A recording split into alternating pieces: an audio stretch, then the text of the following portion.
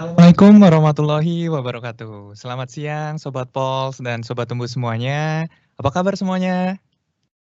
Semoga semuanya dalam keadaan sehat selalu ya. Jadi hari ini kita akan masuk ke acara Pols, Pertamina Online Learning and Center, Learning and Sharing, yang akan memasuki ke edisi ke-32 pada tanggal 20 November tahun 2024.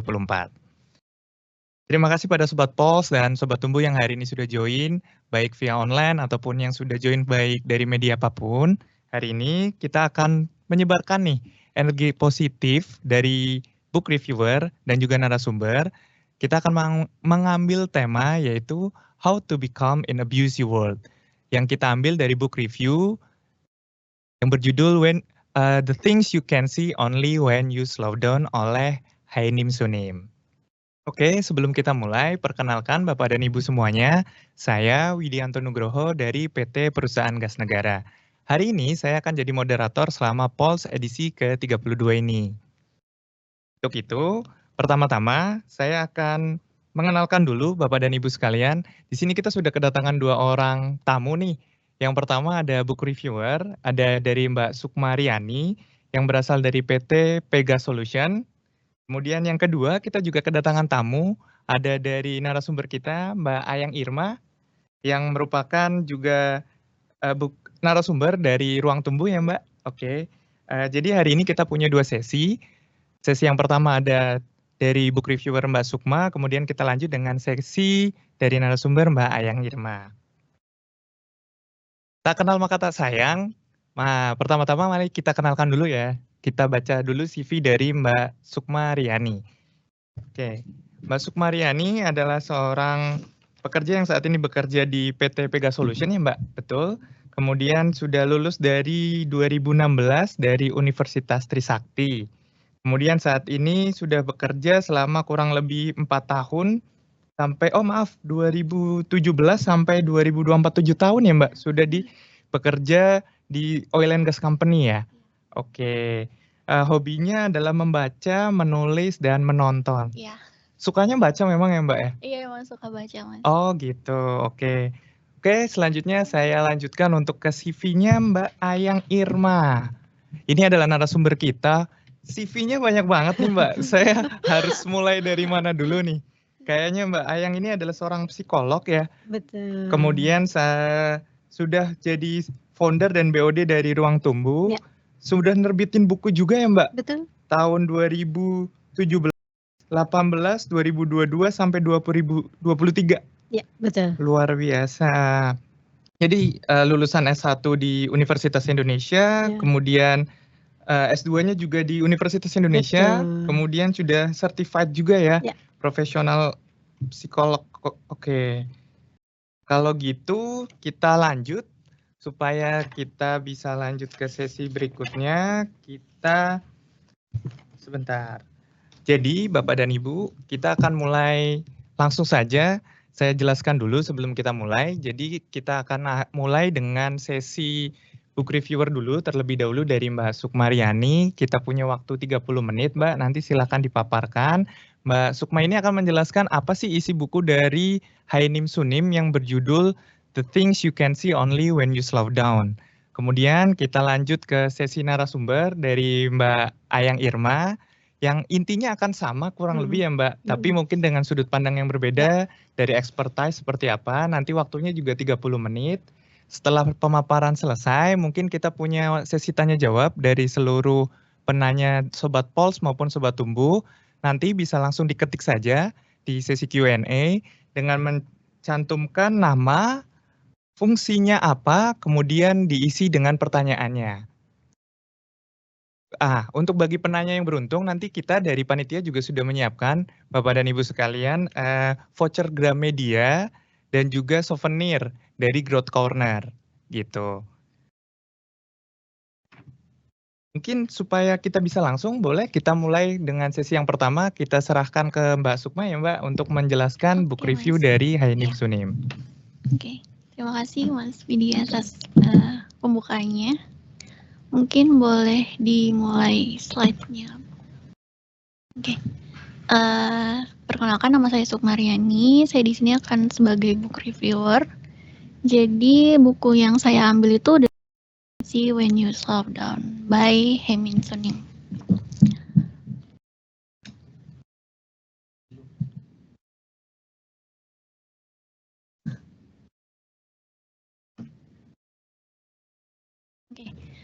Mungkin kita mulai dari tentang penulisnya dulu ya. Dia namanya itu Hemin Sunim.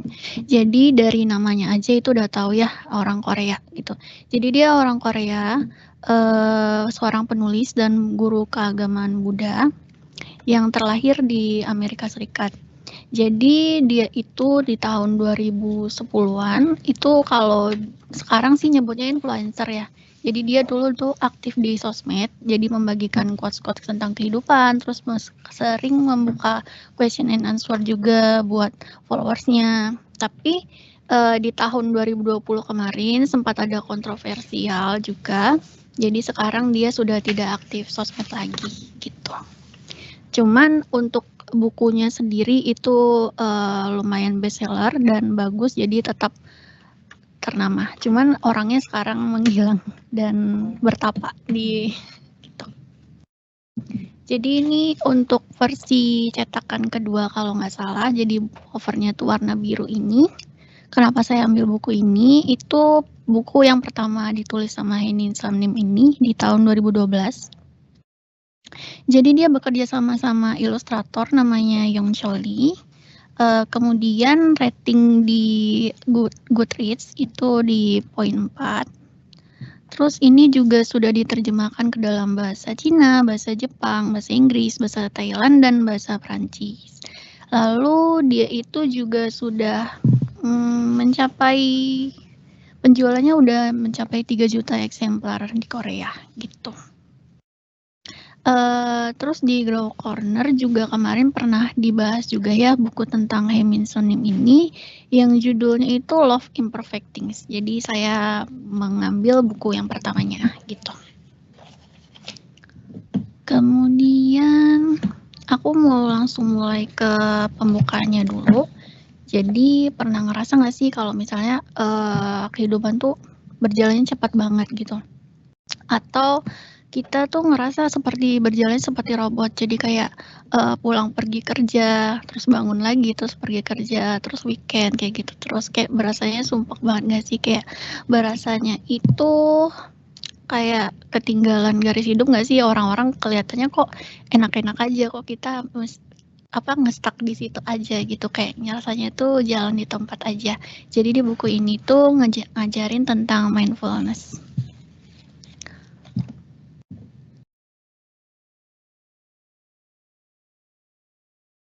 Oke, ini lanjut ke resensinya ya. Jadi dia ada 8 chapter.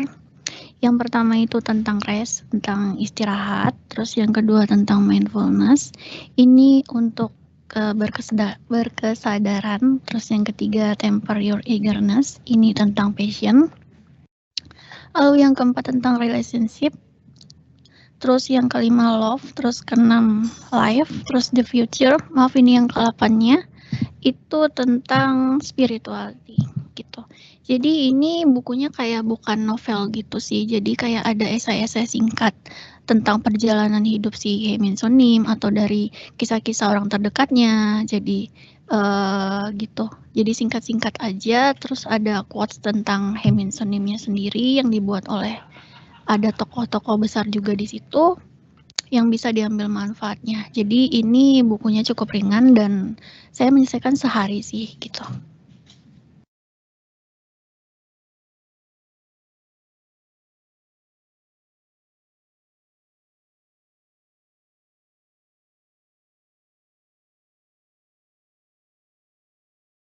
Oke, nextnya lagi itu aku lanjut ke hal yang didapat dari buku ini.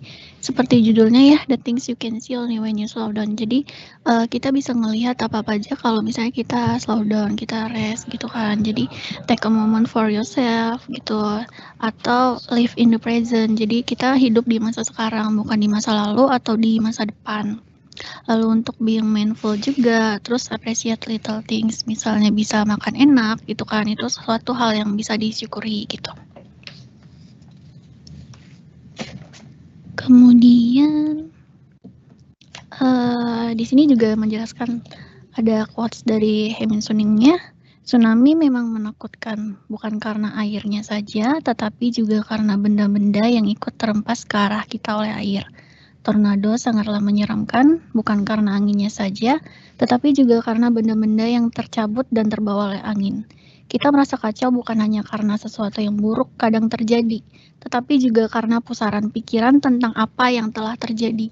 Jadi, ya bisa diambil itu biasanya kita kalau pusing itu bukan tentang masalahnya, cuman kayak tentang apa yang telah terjadi. Jadi kebawa emosional juga gitu, bukan tentang masalahnya.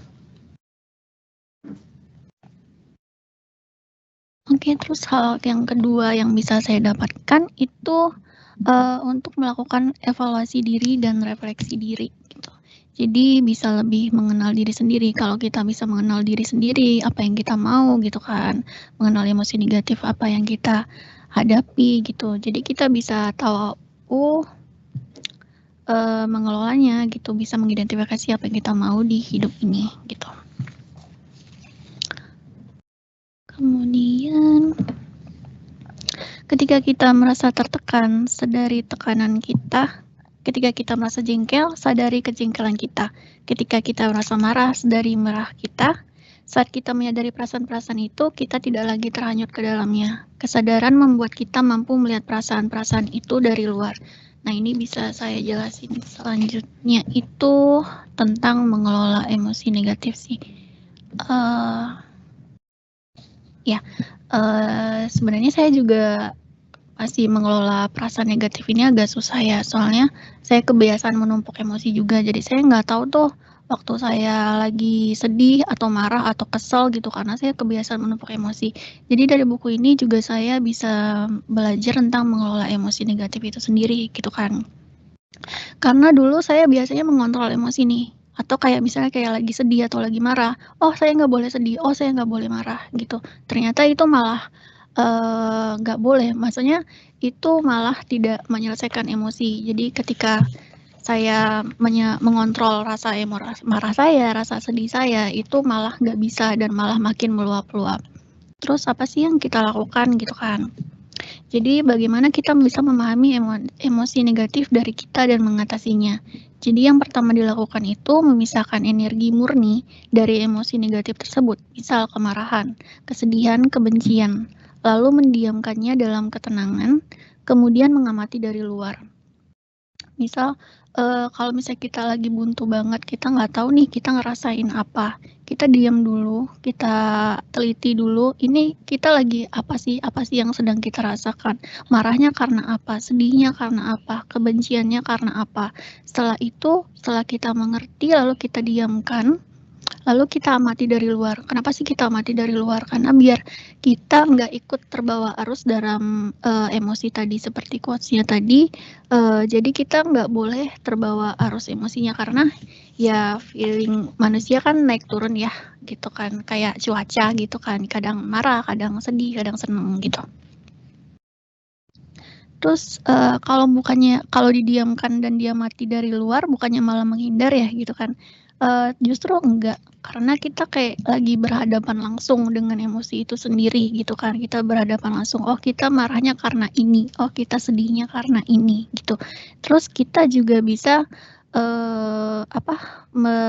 tidak terlarut dalam emosi tanpa adanya kesadaran diri gitu. Misalnya kita marah ya meraung-raung, nangis-nangis segala macam tanpa kita tahu marahnya kenapa, sedihnya kenapa, begitu.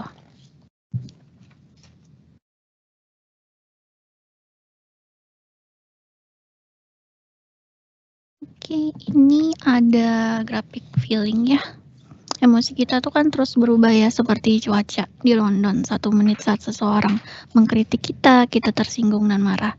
Di menit berikutnya saat seseorang memuji kita merasa bangga dan sombong. Apabila kita tidak menemukan titik tenang yang ada di bawah permukaan emosi kita yang telah berubah, kita akan merasa terbawa arus perubahan itu. Gitu. Kemudian ini sama sih mengenal diri sendiri juga. Jika kita bisa mengidentifikasi apa yang kita mau dalam hidup kita tuh tetap akan stay on track pada jalan kita gitu kan, dan tidak terdistraksi dengan hidup orang lain dan menjadi lebih tenang. Saya pernah dapat masukan juga kalau ilmu tenang itu lebih mahal gitu. Jadi ya kita tahu nih apa yang kita mau, kita tahu goals kita apa, jadi kita nggak terdistraksi nih, kita lihat ke kanan, lihat ke kiri, walaupun lihat ke kanan ke kiri juga bagus ya buat motivasi gitu. Kalau misalnya bikin down itu sebenarnya demotivasi ya gitu, jadi susah juga. Lanjut. Terus ini juga ada quotes bagus juga, kita harus menumbuhkan 3 macam kecerdasan demi kesehatan kita. Yang pertama kecerdasan fisik atau kritis, yang kedua kecerdasan emosional, yang ketiga itu kecerdasan spiritual. Jika salah satunya dikesampingkan, maka pertumbuhan kecerdasan lainnya juga akan melambat. Misalnya, kalau misalnya kita mengabaikan tentang kecerdasan fisik atau kritis, gitu kita akan bisa masuk ke sekte-sekte, mudah dibohongi, segala macam. Sementara kita mengabaikan kecerdasan emosional, kita jadi nggak tahu nih penderitaan orang lain gitu kan. Kita jadi nggak peka dengan orang lain, segala macam. Nah, sementara kalau misalnya kecerdasan spiritual kita abaikan, itu misalnya kita menghadapi masalah dalam hidup, itu kita akan jadi berantakan gitu kan. Jadi jika salah satunya dikesampingkan, pertumbuhan kecerdasan lainnya juga akan melambat. Jadi harus ketiga-tiganya.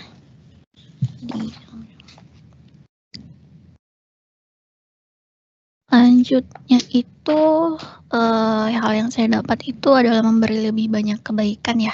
Terus tiap orang itu pasti punya permasalahan hidupnya masing-masing gitu kan, sama-sama pertama kali hidup di dunia, first timer in life gitu kan.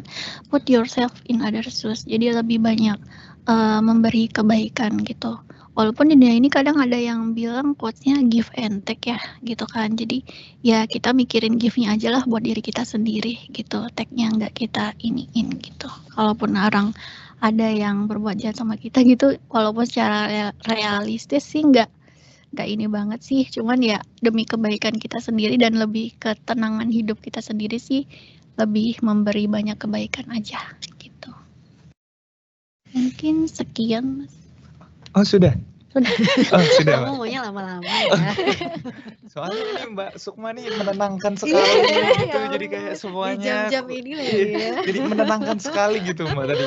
Kayak banyak quotes-quotes yang sudah disampaikan tadi dari Hainim Sunimnya langsung itu ya Mbak tadi ya? Iya benar Mas. Oh, oke. Tadi Mbak Sukma selesai sehari nih baca buku ini? Iya sehari, lebih seharian gitu. Oh, oke. Kayaknya menarik banget ya teman-teman semuanya, jadi kayak sudah dapat insight yang banyak positif banget nih dari Mbak Sukma. Cuma kayaknya kita perlu masukan juga nih, ada yang sudah disiapin juga sama Mbak Ayang. Yes. Saya manggilnya Mbak Ayang ya? Mbak Ayang. Oh iya Mbak Ayang, siap. Mbak Ayang ini bakal jelasin juga sama sih kurang lebih bagaimana kita mengelola mindfulness gitu ya Mbak? Nah. Oke, kalau gitu kita langsung aja boleh Mbak? Oke, Boleh kita serahkan ke Mbak Ayang ya. Siap. Oke. Assalamualaikum, selamat siang semuanya teman-teman. Senang banget hari ini hadir ngobrolin sesuatu yang di jam-jam siang agak-agak gimana gitu ya. Apalagi rawan banget habis gitu dengerin ya Mbak. suaranya Mbak Sukma, ya iya. ampun gitu ya. Semoga nggak kaget dengan suara aku ya. Oke, baik teman-teman, mungkin aku ingin melengkapi aja ya. Silakan, dari Mbak, silakan. sisi psikologis, kebetulan juga karena trainer di bidang mindfulness, jadi memang handling juga banyak klien, POV-nya lebih banyak terhubung dengan gimana sih caranya supaya bisa berkesadaran ya. Kalau sekarang nih Mas Widi lagi sadar nggak? Sadar dong Mbak, kalau nggak Oke, sadar ya. nih. Lagi utuh ya di sini ya. Utuh dong. Utuh. Pikirannya nggak ada ke event-event lain, nggak? Fokus sih ke Mbak Ayang Fokus, terutama ya. nih, fokus. Oke, baik ya. Janji ya, kalau aku tanya pasti bisa jawab ya. Insya Allah bisa dong. Oke, jadi aku ingin melengkapi teman-teman gimana caranya kita tetap tenang dan juga bisa berkesadaran gitu ya di tengah dunia yang kayaknya nih kayak serba cepat, cepet, pengennya buru-buru gitu ya. Dan sebenarnya sih tujuannya ya sama aja gitu, tapi kenapa ada orang yang kayaknya pengen cepet sampai, tapi ada orang yang mungkin yang kalau namanya tipe kepribadian B nih gitu ya, dia tuh lebih seneng yang slow gitu ya. Kira-kira yang slow sama yang pengen buru-buru biasanya hidupnya lebih panjang yang mana coba? Slow. Slow sih, slow. Iya gitu ya. Jadi ini sebenarnya konsepnya mungkin kita bisa tarik apa ya, payungnya nih kayak slow living lah. Jadi di Indonesia ini kan belum common ya yang namanya slow living ya, hidup melambat gitu, karena memang apalagi kita di kota besar ya. Kalau ke daerah-daerah itu emang beberapa kota slow living gitu kan. Jadi kalau teman-teman saya nanya, "Yang lo kayak nggak cocok deh di tempat seperti ini." Ya juga kali ya gitu ya, karena mungkin kita autopilot gitu ya, kita Oh. autopilot, bangun pagi, terus Mbak Sukma ngapain biasanya bangun pagi? Langsung mandi. Langsung mandi, terus mandinya mindful nggak? Enggak. Dirasain nggak itu Langsung airnya? cepet-cepet mau Pengen kantor. cepet-cepet Iya benar. kan, gitu. Kesiangan dikit udah kena Iya. macet gitu Nah ya. gitu ya, jadi memang mungkin di sesi hari ini bisa kasih insight ya ke Oke, teman-teman silakan, ya. silakan Oke. Mbak Aya. Oke baik, ini kenapa dia sangat sadar sekali jadinya lah. Oke, jadi kalau nanti ini nggak bisa saya minta tolong dibantu sama teman-teman operator ya. Oke, jadi ini juga mungkin quote ya. Aku tuh senang banget baca bukunya karena tuh banyak banget quote-quote yang sangat dalam banget maknanya. Dan ya bacanya memang juga harus mindful banget gitu loh. Jadi harus berkesadaran supaya kita bisa memahami maknanya sebenarnya apa. Nah jadi ini ada satu quote juga ya. Jadi dari Haemin Sunim, kecepatan itu nggak selalu bikin orang tuh bahagia loh gitu kan. Jadi sebenarnya waktu kita ngelambat itu kita jadi lebih punya clear vision. Kalau misalnya kita di jalan buru-buru kira-kira kelihatan nggak kanan kirinya, gedung-gedungnya, mungkin orang yang lagi jualan di pinggir jalan, kadang-kadang itu nggak kelihatan. Iya. Padahal sebenarnya mungkin momen itu tuh bisa bermakna banget gitu ya, kita mungkin bisa dapat insight dari apa yang kita lihat. Nah jadi memang aku setuju banget ya kalau kita terlalu cepat buru-buru, itu justru kadang-kadang malah bikin kita jadi nggak happy ya, atau numbness ya. Aku pernah punya kasus juga ya karena aku praktek ya, jadi runners gitu ya, ada pelari, justru keluhannya adalah setelah dia lari dengan sangat kencang dan nyampe garis finish teman-teman, itu ternyata rasanya kosong, numbness gitu. Jadi ada rasa kosong yang dia rasakan dan itu nggak happy gitu. Jadi ternyata goals-nya dia adalah supaya cepat sampai, bisa dapat medali, bisa dapat waktu yang pace-nya bagus, tapi ternyata dari segi emosinya dia nggak mendapatkan kebahagiaan gitu ya. Jadi namanya post race blues. Jadi setelah dia lari dengan sangat cepat ternyata justru bikin dia nggak happy. Nah itu terjadi juga nih sama beberapa teman-teman kita yang tadi bahkan nih atlet gitu ya. Oke, nah kenapa sih ini teman-teman semua perlu banget untuk ngobrolin ini, karena memang ini nggak obrolan ringan yang tiap hari kita di coffee shop terus kemudian kita akan ngobrol ini, enggak, bener nggak? Bener dong. Kita di coffee shop kita akan ngobrolin biasanya soal kerjaan lagi ya Julitin kan? orang. Julitin nggak boleh ya, gibahin maaf. orang gitu ya. Jadi kita menemukan happiness-nya kadang-kadang justru dari itu gitu. Nah kenapa akhirnya kita perlu sama-sama belajar tentang konsep sadar, kemudian menjadi utuh ya, terus agak lambat dikit supaya apa? Karena ini akan sangat bermanfaat banget gitu loh untuk kesehatan mental kita semua ya. Jadi hari ini kita akan ngobrolin gimana caranya untuk sadar penuh, terus kemudian bisa mindful ya. Di sini teman-teman bisa lihat supaya kita belajar gimana caranya menikmati hidup dengan cara yang lambat, itu satu. Ya kan, kemudian yang kedua gimana tetap tenang walaupun di kanan kiri kita mungkin itu sangat sibuk atau orang-orangnya sangat kompetitif. Ya, kita akan belajar tetap tenang ya, karena kunci awet muda dan panjang umur ternyata katanya itu adalah hidup yang tenang ya. Terus kemudian berikutnya kita akan belajar juga gimana sih caranya meningkatkan kesadaran melalui praktik mindfulness ya. Nanti mungkin di sesi terakhir aku ajarin sedikit ya gimana caranya walaupun teman-teman tuh kerja, teman-teman di jalan itu bisa ngelakuin ini ya. Oke.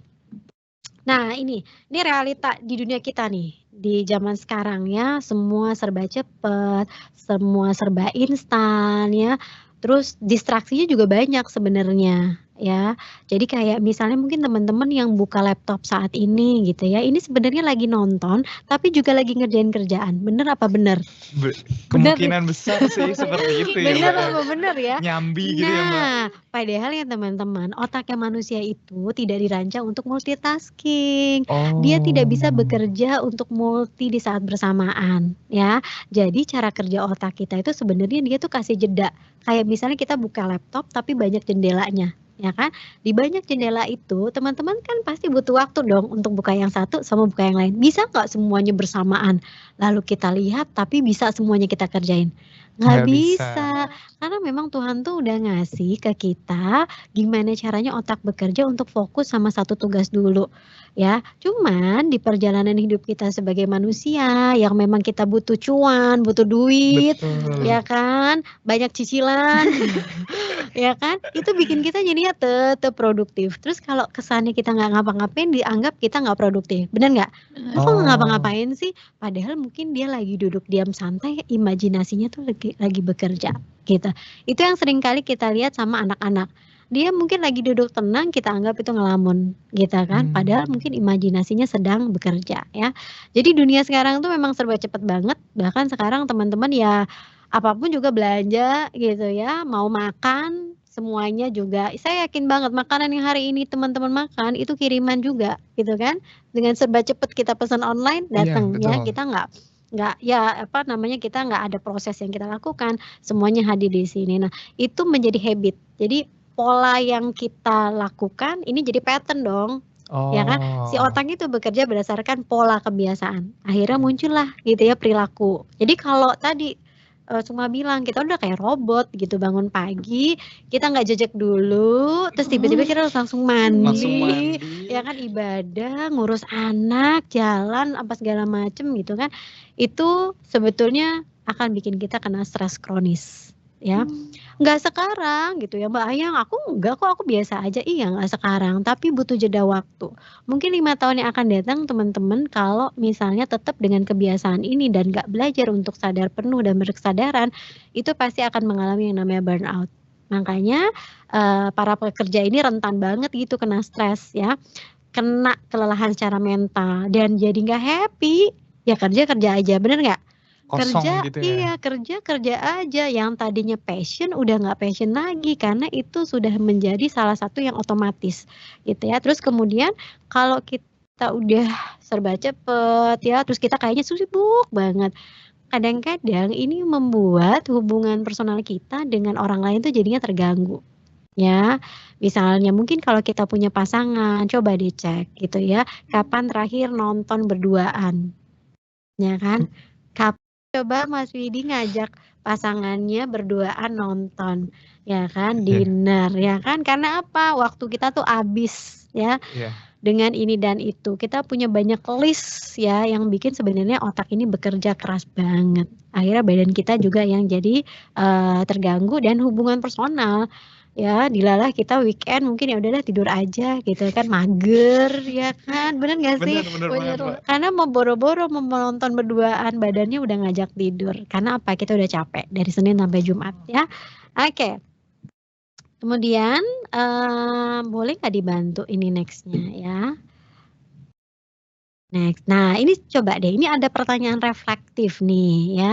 Apakah Anda nih teman-teman yang saat ini sedang menyaksikan, ini merasa selalu kayak buru-buru nggak sih? Bahkan untuk yang kecil-kecil tuh yang remeh-remeh banget kayak cuman ngambil minum gitu ya, makan, itu tuh serba cepet, ya kan? Kalaupun kita makan dengan teman-teman, kita makannya nggak mindful karena kita pakai ngobrol.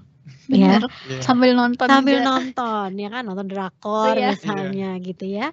Jadi semua serba buru-buru sehingga kita kadang-kadang nggak merasakan apa yang nikmat yang Tuhan udah kasih gitu ya. Jadi ini teman-teman harus reflect banget gitu. Oh iya ya, kayaknya saya tuh banyak hal yang saya buru-buru banget loh dalam hidup saya. Dan kalau dipikir-pikir kapan waktu untuk bisa santai dan menikmatinya gitu kan. Nah makanya orang Indonesia seneng banget kan pergi healing Iya. Pergi healing gitu ya, ngambil waktu pokoknya aku mau healing gitu ya. Karena ya tadi, jangan-jangan memang nggak punya kesempatan, padahal kita bisa loh nyisipin, momen-momen yang, tenang itu di, daily life kita ya. Oh, Oke, kita oke. boleh next slide-nya, karena ini, seperti nggak bisa. Nah, kenapa perlu melambat? Melambat itu bukan berarti teman-teman nggak ngapa-ngapain gitu kan. Melambat itu sebetulnya bikin teman-teman itu sadar benar apa yang teman-teman lakukan dalam hidup, gitu. Jadi nggak cuman kerja asal kerja, asal kerja terus makan asal kenyang, enggak. Jadi kayak contohnya, teman-teman, bangun pagi ke kantor gitu ya, oke macet di jalan gitu, tapi pada saat di kemacetan itu apakah pikirannya teman-teman itu juga, berisik ya? Apakah pikirannya cepet, semua dipikirin ya? Nah disitulah sebenarnya kita perlu sadar, ya udah kalau lagi nyetir ya nyetir, nikmati momen nyetirnya gitu ya. Itu perlu latihan gitu. Mungkin ada yang bilang, "Oh Mbak Ayang, kayaknya itu teori aja." Oke, kalau teori ya dipraktikkan gitu ya, supaya teman-teman bisa merasakan ya. Jadi kalau kita belajar slow living gitu ya, agak sedikit melambat, itu kita jadi paham emosi kita ya, karena banyak banget nih kejadian-kejadian yang kita marah sama pasangan, kita marah sama anak, kita ngedumel sama atasan, ya kan, sama rekan kerja, ya kan, emosinya udah meledak-ledak gitu, tapi kita nggak sadar, "Oh ya ini kenapa ya?" Gitu ya, "Oh ini gimana ya? Terus efeknya nanti apa nih buat pasangan saya? Terus efeknya apa pada anak saya?" Nah itu seringkali tuh, kita nggak sadar benar ya apa yang kita lakukan. Kemudian kalau kita agak sedikit melambat, sebetulnya kita jadi menikmati momen kecil. Mungkin itu cuman sekedar minum teh dengan flavor tertentu gitu. Itu bisa jadi sarana buat terapeutik ternyata ya. Jadi cuman sekedar minum teh, tapi itu bisa jadi healing power loh gitu ya. Kemudian melambat itu juga kita jadi dengerin orang tuh dengan sepenuh hati. Ya, jadi kita menyimak orang, mendengarkan. Bayangin kalau pasangan kita atau rekan kita atau mungkin atasan kita, kita dengerin gitu ya sepenuh hati. Kita jadi tahu maknanya tuh apa. Mungkin bukan marah, oh ini challenge sebenarnya. Gitu ya. Jadi seringkali karena kita dipengaruhi emosi yang intens, karena pengen cepet-cepet, kita nggak bisa mengenali seutuhnya ya. Kemudian pastinya kalau kita belajar untuk sedikit melambat, ini mengurangi stres. Bukan berarti stresnya hilang ya teman-teman, stres itu pasti ada dan harus ada. Karena kalau nggak ada stres ya teman-teman juga biasanya nggak punya dorongan nih untuk bisa melakukan apapun ya, jadi harus stres juga. Tadi stres nggak? Mas Widi stres nggak sebelum mulai? Stres dong, grogi sih. Iya Pasti. kan? Iya, tapi akhirnya apa? Itu jadi challenge kan? Iya. Dirimu aku lihat tadi begitu santai sekali. Oke, jadi boleh ya next-nya lagi pakai moderatornya Mas Widi. Ada promosi nih, Yes, boleh. gitu loh. Karena apa? Mengelola emosinya gitu kan. Ya oke, stres. Kalau nggak ada stres berarti tadi nggak ada keinginan juga untuk bisa perform ya kan. Nah Betul. gitu ya. Jadi stres harus ada, tapi memang kita kelola stresnya. Oke, next slide-nya Mas. Nah, ini prinsip utama nih dari, bukunya Hemin Sunim gitu ya. Jadi ini tuh bagus banget loh. Jadi hal-hal kecil ini ternyata bermakna mendalam ya. Jadi intinya jangan bereaksi secara instan, oke. Kita tuh punya jeda waktu loh teman-teman sebenarnya 10 detik untuk bisa merespon segala sesuatu ya. 10 detik tuh lama loh. Coba dihitung. Iya, lama. Lama kan? Lumayan. 1, 2, 3, lama gitu ya. Jadi setiap ada sesuatu Jadi itu kayak kita punya bengong dulu gitu, Mbak. yes, enggak bengong yang bengong blank ya, tapi Iya, kita Mbak. mau memprosesnya gimana nih, mau ngeresponnya Iya. gimana Iya, ya benar kan. gitu. Nah Iya, gitu ya, iya. 10 detik itu lama, jadi diem sebentar baru kemudian bertindak. Nah makanya kalau Oh, dalam I ilmu see. psikologi namanya responsif, bukan reaktif. Karena kalau reaktif itu seringkali bisa ada unsur agresif ya. Agresif apa? Bisa dari konten verbalnya atau juga ya mungkin dari tindakan-tindakan ya. Dan paling parahnya mungkin reaksinya juga silent treatment. Nah, itu seringkali terjadi dalam Oh. dunia percintaan, asmara, keluarga, atau juga yang paling sering banget juga di ya dunia kerja gitu kan. Di-ghosting gitu ya? Di ghosting, ghosting dunia kerja juga bisa kan? Bisa Ya kan? banget. Nah, Oke. Terus kemudian sadari bahwa pikiran kita tuh nggak tetap. Pikiran itu kayak awan gitu loh. Jadi kayak dia muncul terus nanti Hilang. iya kan? Dan Tiba-tiba awan kepikiran apa gitu. awan itu kalau teman-teman lihat kalau ketiup angin dia nanti berubah polanya kan? Bener Ya banget. kan? Oke. Jadi sambil jalan tuh nanti dia bisa berubah pola. Sama pikiran kita juga gitu ya. Pikiran kita tuh saking hebatnya, saking luar biasanya, kita lagi dalam duduk ini kita bisa mikir banyak hal. Ya, nah kalau misalnya pikirannya itu nggak bisa kita kendalikan, maka kita akan dikendalikan sama pikiran tadi. Gitu ya. Jadi pikiran itu akan terus bergerak. Nah, dan yang paling parahnya adalah isi pikiran kita 80% itu adalah pikiran negatif. Menurut penelitian. Makanya kenapa orang-orang banyak yang overthinking, gampang cemas, insecure gitu ya. Karena memang si otak itu bekerja 80% isinya adalah pikiran negatif. Sehingga ketika itu muncul pikiran negatif, kita punya 20% dong untuk bisa Melawan itu. Oke. Ya, makanya mindset itu harus diubah, dikelola kan. Karena kalau enggak itu yang akan merubah cara pikir kita. Si emosi negatif atau pikiran negatif ya. Jadi itu teman-teman, ini sih Haemin Sunim nih bukan psikolog tapi dia keren banget sih. Gitu ya, dia filosofinya oke banget gitu ya. Iya, semua aspek kayaknya dia bahas gitu ya, Mbak. Bener gitu ya. Kemudian berlatih hidup di saat ini ya. Jadi fokus apa yang sedang dilakukan tanpa distraksi. Ya udah kalau sekarang teman-teman sebenarnya lagi nonton ini, podcast ini, sebisa mungkin ya benar-benar mengikuti keseluruhannya dan menyimak gitu. Jadi kalau pikirannya mengembara kemana-mana, misalnya lagi kerja, lagi di sini gitu ya, mungkin Sukma di sini, tapi mungkin 5 menit yang lalu pikirannya nggak di sini, bener nggak? Ya kan? Itu namanya pikiran yang mengembara, gitu ya. Badannya di sini, pikirannya kemana-mana. Mengembara, karena kita tuh kayak monkey mind. Jadi pikiran kita tuh kayak monkey mind. Jadi tahu nggak sih monkey itu kan loncat-loncat. Nah pikiran kita mostly itu seperti itu. Ya, jadi di dalam kepala kita tuh banyak to-do list yang kadang-kadang kita mengandalkan pikiran kita aja kan. Makanya technically banyak banget yang kita sarankan journaling ya, bikin to-do list gitu ya. Nah, itu akan membantu pikiran monkey mind kita ya, pikiran mengembara. Tapi ya. untuk fokus juga susah sih, Mbak. Betul, untuk fokus itu perlu latihan ya. Dan biasanya fokus kita akan menurun kalau kita stres. Jadi kalau indikasi teman-teman makin kesini konsentrasinya makin berkurang, makin sering lupa, makin sering bingung, cek deh sebenarnya teman-teman itu sedang dalam kondisi stres, itu red flag ya. Jadi itu dalam 2 pekan kalau itu menurun dan performanya juga menurun itu harus dicek ya.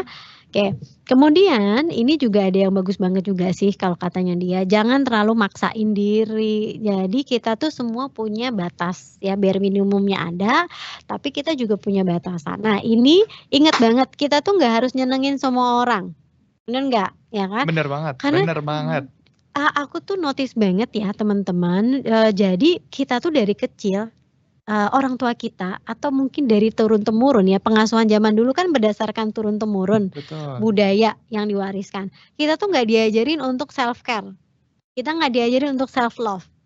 Karena dari kecil tuh kita diajarinnya selalu nyenengin orang, ngalah sama adik, bener nggak? Nah coba yang kakak-kakak gitu ya, suruh ngalah sama adik gitu ya. Senengin Pak D, Bu D, orang tua ya kan, dapat ranking bukan buat diri sendiri tapi buat orang tua ya kan, bikin bangga yang dibagiin orang tua. Jadi akhirnya ketika kita jadi dewasa itu udah autopilot, kita tuh harus iyain orang, kita harus nyenengin semua orang. Maka jadi muncul mindset gitu ya. people pleaser gitu kan, capek banget gitu kan. Jadi itu yang bikin orang jadinya mungkin suatu saat bisa mentally breakdown gitu ya, karena ada pencetus ya. Karena memang kita emang nggak diajarin. Nah makanya teman-teman yang sekarang pekerja dan juga adalah orang tua, basically banget aku tuh suggest banget anak-anaknya itu harus diajarin untuk self love. Sebelum nyenengin orang, kamu harus nyenengin diri kamu sendiri. Tapi bukan berarti egois gitu ya. Ini juga salah satu prinsip yang keren banget sih menurutku. Oke, next slide-nya. Nah, ini praktek hariannya gitu ya Mbak, ya kayak teori-teori deh. Oke, marilah kita bicara tentang daily practice-nya ya. Jadi gimana sih Mbak supaya bisa tenang di kesibukan kita, ya kan? Pertama, Tuhan tuh udah kasih kita rongga hidung, ya kan? Oke. Paru-paru, ya kan? Kita dikasih oksigen untuk bernafas, ya. Kemudian kita harus mengeluarkan racunnya juga, kita hembuskan gitu ya. Jadi sebenarnya intinya adalah pada pernafasan. Oke. Jadi kalau mau nih klien aku datang ke klinik gitu ya, duduk dengan sesak nafas, itu kita harus kembali grounding. Grounding itu adalah kita menjejak untuk tahu tubuhnya tuh ada di sini. Karena kalau lagi panik tuh kan pikirannya kemana-mana ya. Jadi technically memang harus kelola nafas. Jadi kalau kita nggak bisa kelola pikiran kita, nggak bisa kelola nafas kita, nanti nafas kita yang akan mengelola kita. Jadi lebih dangkal tuh, sesak nafas. Jadi kayak misalnya gini, namanya nafas sadar. Nafas sadar, teman-teman di sini bernafas kan? Nafas Nafas dong, nafas Kalau dong. nggak nafas kan Kalau nggak serem nafas, ya. iya. Nah, tapi kita nafas ya udah nafas. Nafas kan untuk Biasa aja menjalani gitu biasa ya. aja. Oke. Nafas sadar itu artinya kita tuh sadar benar hembusan nafas kita di hidung kita yang masuk ke rongga-rongga paru kita. Itu nafas yang sadar.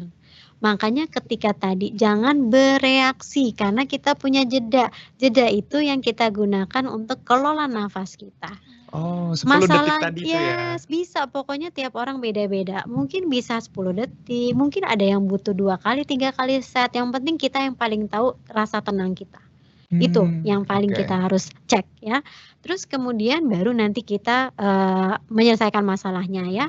Jadi Mbak tarik nafas tapi masalahnya nggak selesai. Iya, yang bilang masalahnya selesai siapa? Enggak. Ini kan Kalau cuma nafas kalian doang selesai. Enak banget. enggak, ya kan? Enggak. Ini justru membuatmu belajar mengelola nafas dan ketenangan ya. Oke. Kemudian ini paling penting lagi ya, tulis 3 hal yang kalian syukurin. Teman-teman syukurin apa sih basically hari ini? Coba Mas Widi, apa yang disyukurin hari ini? Ketemu aku kamu Nah, bersyukur baru nggak? mau bilang tuh, langsung ditembak, bener. Ya Ini kan? sebuah Aku juga senang insight gitu ya kan pasti ketemu dong. orang-orang Iya, baru. betul. Jadi untuk hal-hal yang kecil-kecil aja tuh ternyata itu bisa jadi hal-hal yang terapeutik ya buat kita. Terus tadi ya hindari multitasking ya teman-teman. Oke lah kita dikejar-kejar deadline. Siapa sih yang nggak pakai deadline zaman sekarang? Betul. Selalu ada. Cuman kita yang paling tahu mana yang harus kita dahulukan, mana yang sebetulnya bisa nanti urgent. Semua hal di sini penting.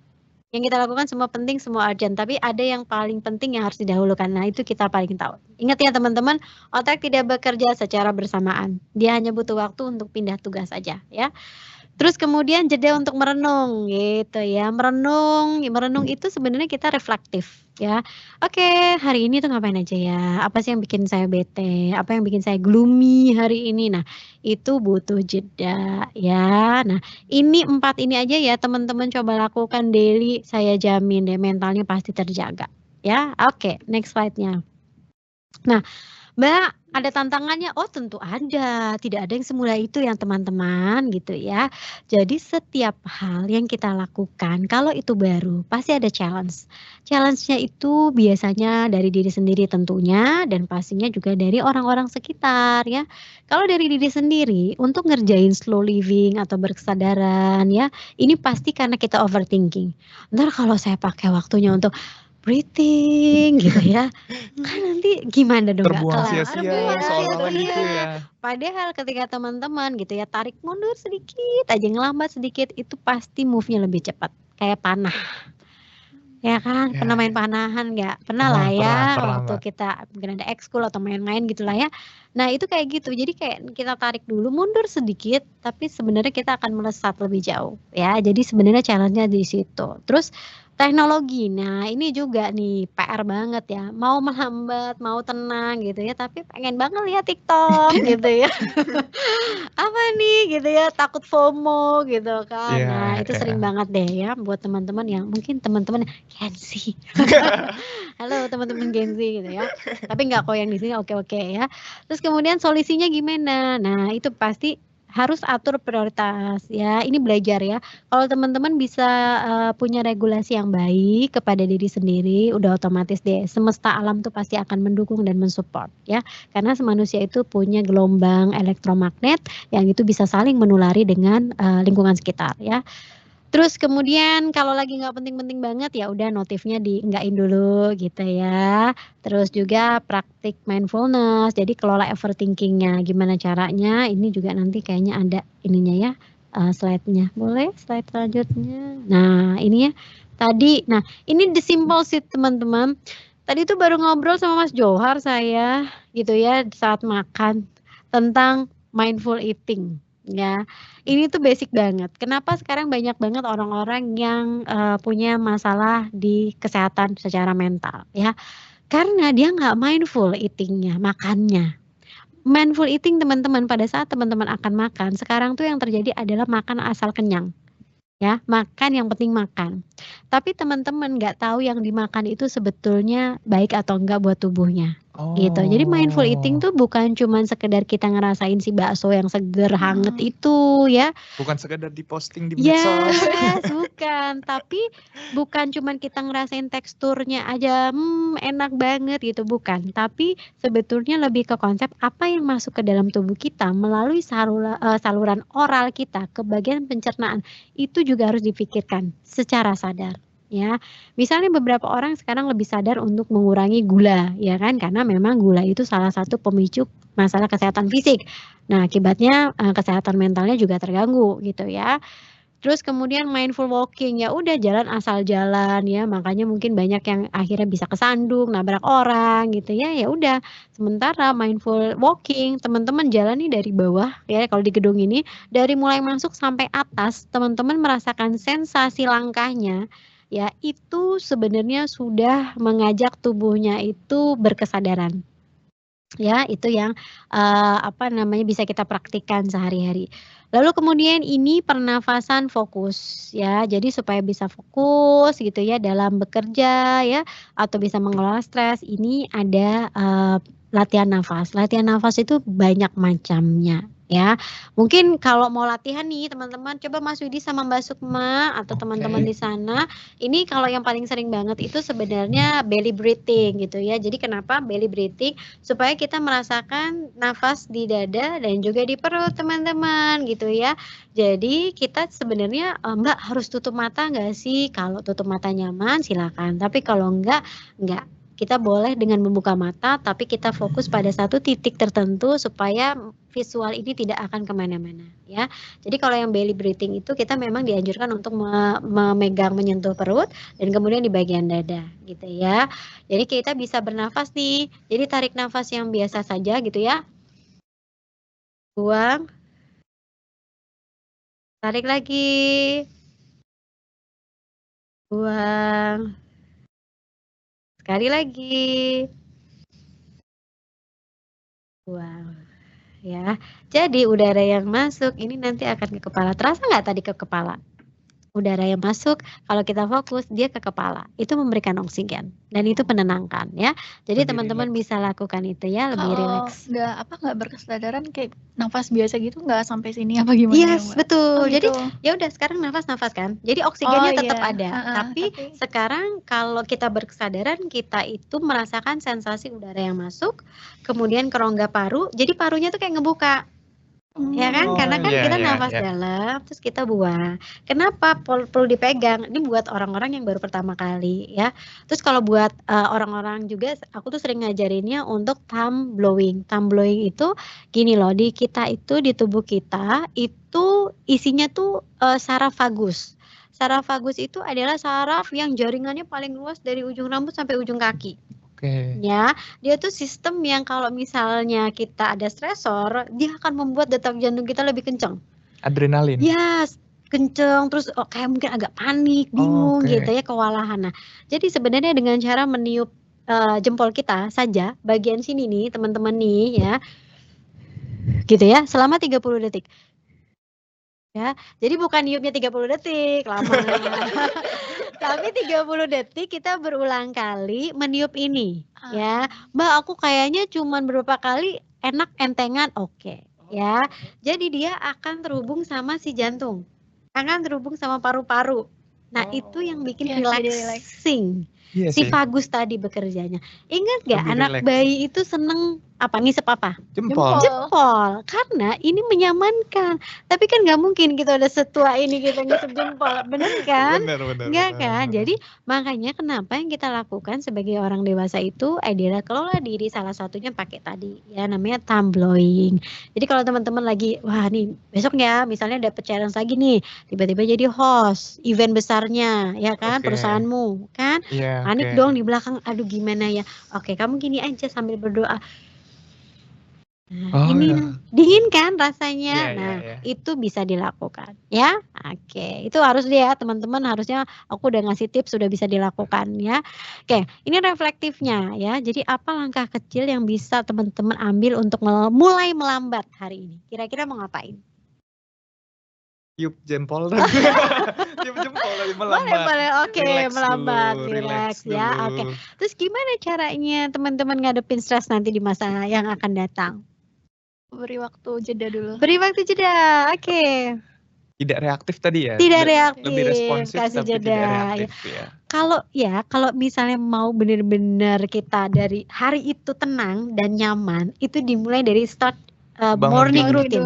Oke. Jadi kalau teman-teman bangun tidur, itu biasanya ngapain sih? Ngecek handphone. Benar. 90% seperti itu. Biar melek sih lebih tepatnya. Iya kan? Oke. Melek langsung buka HP. Nih gitu ya. Ya kan? Jadi sebenarnya kalau teman-teman bangun tidur biasa ngapain sih? Duduk. Melek Ngecek dulu. handphone tadi. Melek gitu ya. Ngecek handphone. Melek Melek, gitu ya. oke. Pasti melek dong ya bangun Melek tidur harus. kan. Melek terus kemudian dianjurkan untuk duduk. Oke. Setelah itu bangunnya kan memang sebenarnya kalau kita di agama Islam kan memang sisi kanan ya. Si kanan. Tapi ternyata itu memang ada hubungannya gitu loh. Jadi ngambil Oh. sisi kanan itu ternyata itu akan membuat tubuh jauh lebih nyaman sebetulnya, lebih rileks ya. Jadi pada saat nih tidur terus kemudian pengen bangun, ambil dulu sisi kanan, nanti baru bangun, baru duduk gitu ya. Lalu kemudian kalau duduk ambil nafas dulu sebentar gitu kan. Tidur lagi. Udah. Oh enggak, salah. Udah utuh ya. Makanya kan ada yang bilang wah belum nyawanya Belum belum kumpul kumpul. nyawanya, iya Makanya benar. harus dikumpulin dulu gitu ya. Oke. Jadi waktu tidur bangun terus duduk gitu ya, terus tarik nafas dulu sebentar. Oke, habis itu next what? Gitu. Oh. Jadi kayak say hello dulu sama diri sendiri. Nah, itu kalau Tidur lagi misalnya nggak boleh. boleh aja. Kalau Nggak boleh milih tuh kayak tidur Mbak Sukma tadi baru tidur tiba-tiba langsung loncat mandi itu nggak boleh Mbak. iya kan, kaget ya, kalau kaget kan bikin stres. Jadi sebenarnya dari morning routine terus kayak mandi sesimpel itu nggak sih? Simpel nggak sih kalau Simpel. mandi? Simpel. Tapi kan kita ya udah mandi asal mandi. Mandi. Kenapa perusahaan-perusahaan susah payah bikin wangi-wangian tertentu di sabun mandinya? Oh relaxing. Ya, supaya pada saat teman-teman mandi itu ada sisi terapeutiknya. Tapi kalau teman-teman mandi buru-buru nggak ngerasa itu wangi lemon, wangi Bodo apa, amat. yang penting bersih Kak, yang penting bersih. Jadi sebenarnya momen-momen pagi hari itu punya banyak sekali manfaat. Jadi Mas Widi sama Mbak Sukma mulai besok pagi morning routine ya. Oh, Jadi nanti report sama aku. Oke, dengan senang hati. Gitu ya, karena harus aku evaluasi berarti kan. Oke, next slide-nya. Kayaknya udah ya, coba boleh di slide. Oh ini quote terakhir. Jadi teman-teman luangin waktu buat diri sendiri ya, karena hidup kita itu ternyata kayaknya 99% itu buat orang lain ya. Jadi cuma 1%, kasihan banget sih gitu ya. Padahal yang ngejalanin hidup kan kita yang akan bersama diri kita sendiri sampai akhir hayat kita. So kasih dia banyak hal-hal baik gitu ya. Terus kita mulai belajar melambat, tapi bukan berarti berhenti ya. Kalau tadi Sukma udah bilang boleh lihat kanan kiri, betul harus lihat kanan kiri, tetapi jangan nengok terus karena nanti kita mungkin nggak nyampe sama tujuan ya. Jadi kasih ruang buat hati, kasih ruang buat pikirannya untuk bisa benar-benar hidup ya. Enjoy setiap hari yang teman-teman lakukan, dan satu lagi sih, berhenti untuk ngebandingin hidup kita dengan hidup orang lain ya. Itu yang bikin sumber stres paling besar. Oke, next slide-nya. Oke, nah tanya jawab. Tapi kalau teman-teman ingin tersambung, teman-teman bisa kontak saya di mana dia? Nah, gini ya, di Ruang Tumbuh. Kalau mau ke Instagram saya di @ayangayirma. Kemudian saya juga punya buku. Saya katanya suruh promosi buku, tapi saya nggak bawa buku hari ini. Teman-teman bisa cari buku saya, bisa di klinik saya atau juga di toko buku Gramedia ya. Buku saya yang ada di Gramedia itu ada 2. Yang pertama Aku di Sini untuk Mendengarkanmu, kemudian yang berikutnya adalah tentang perjalanan batin antara aku, harapan dan rasa kecewa. Jadi silakan, mudah-mudahan juga bisa dapat insight, dan terima kasih banyak untuk teman-teman yang sudah hadir siang hari ini. Terima kasih. Wah, keren Oke. banget ini Mbak Ayang Irma.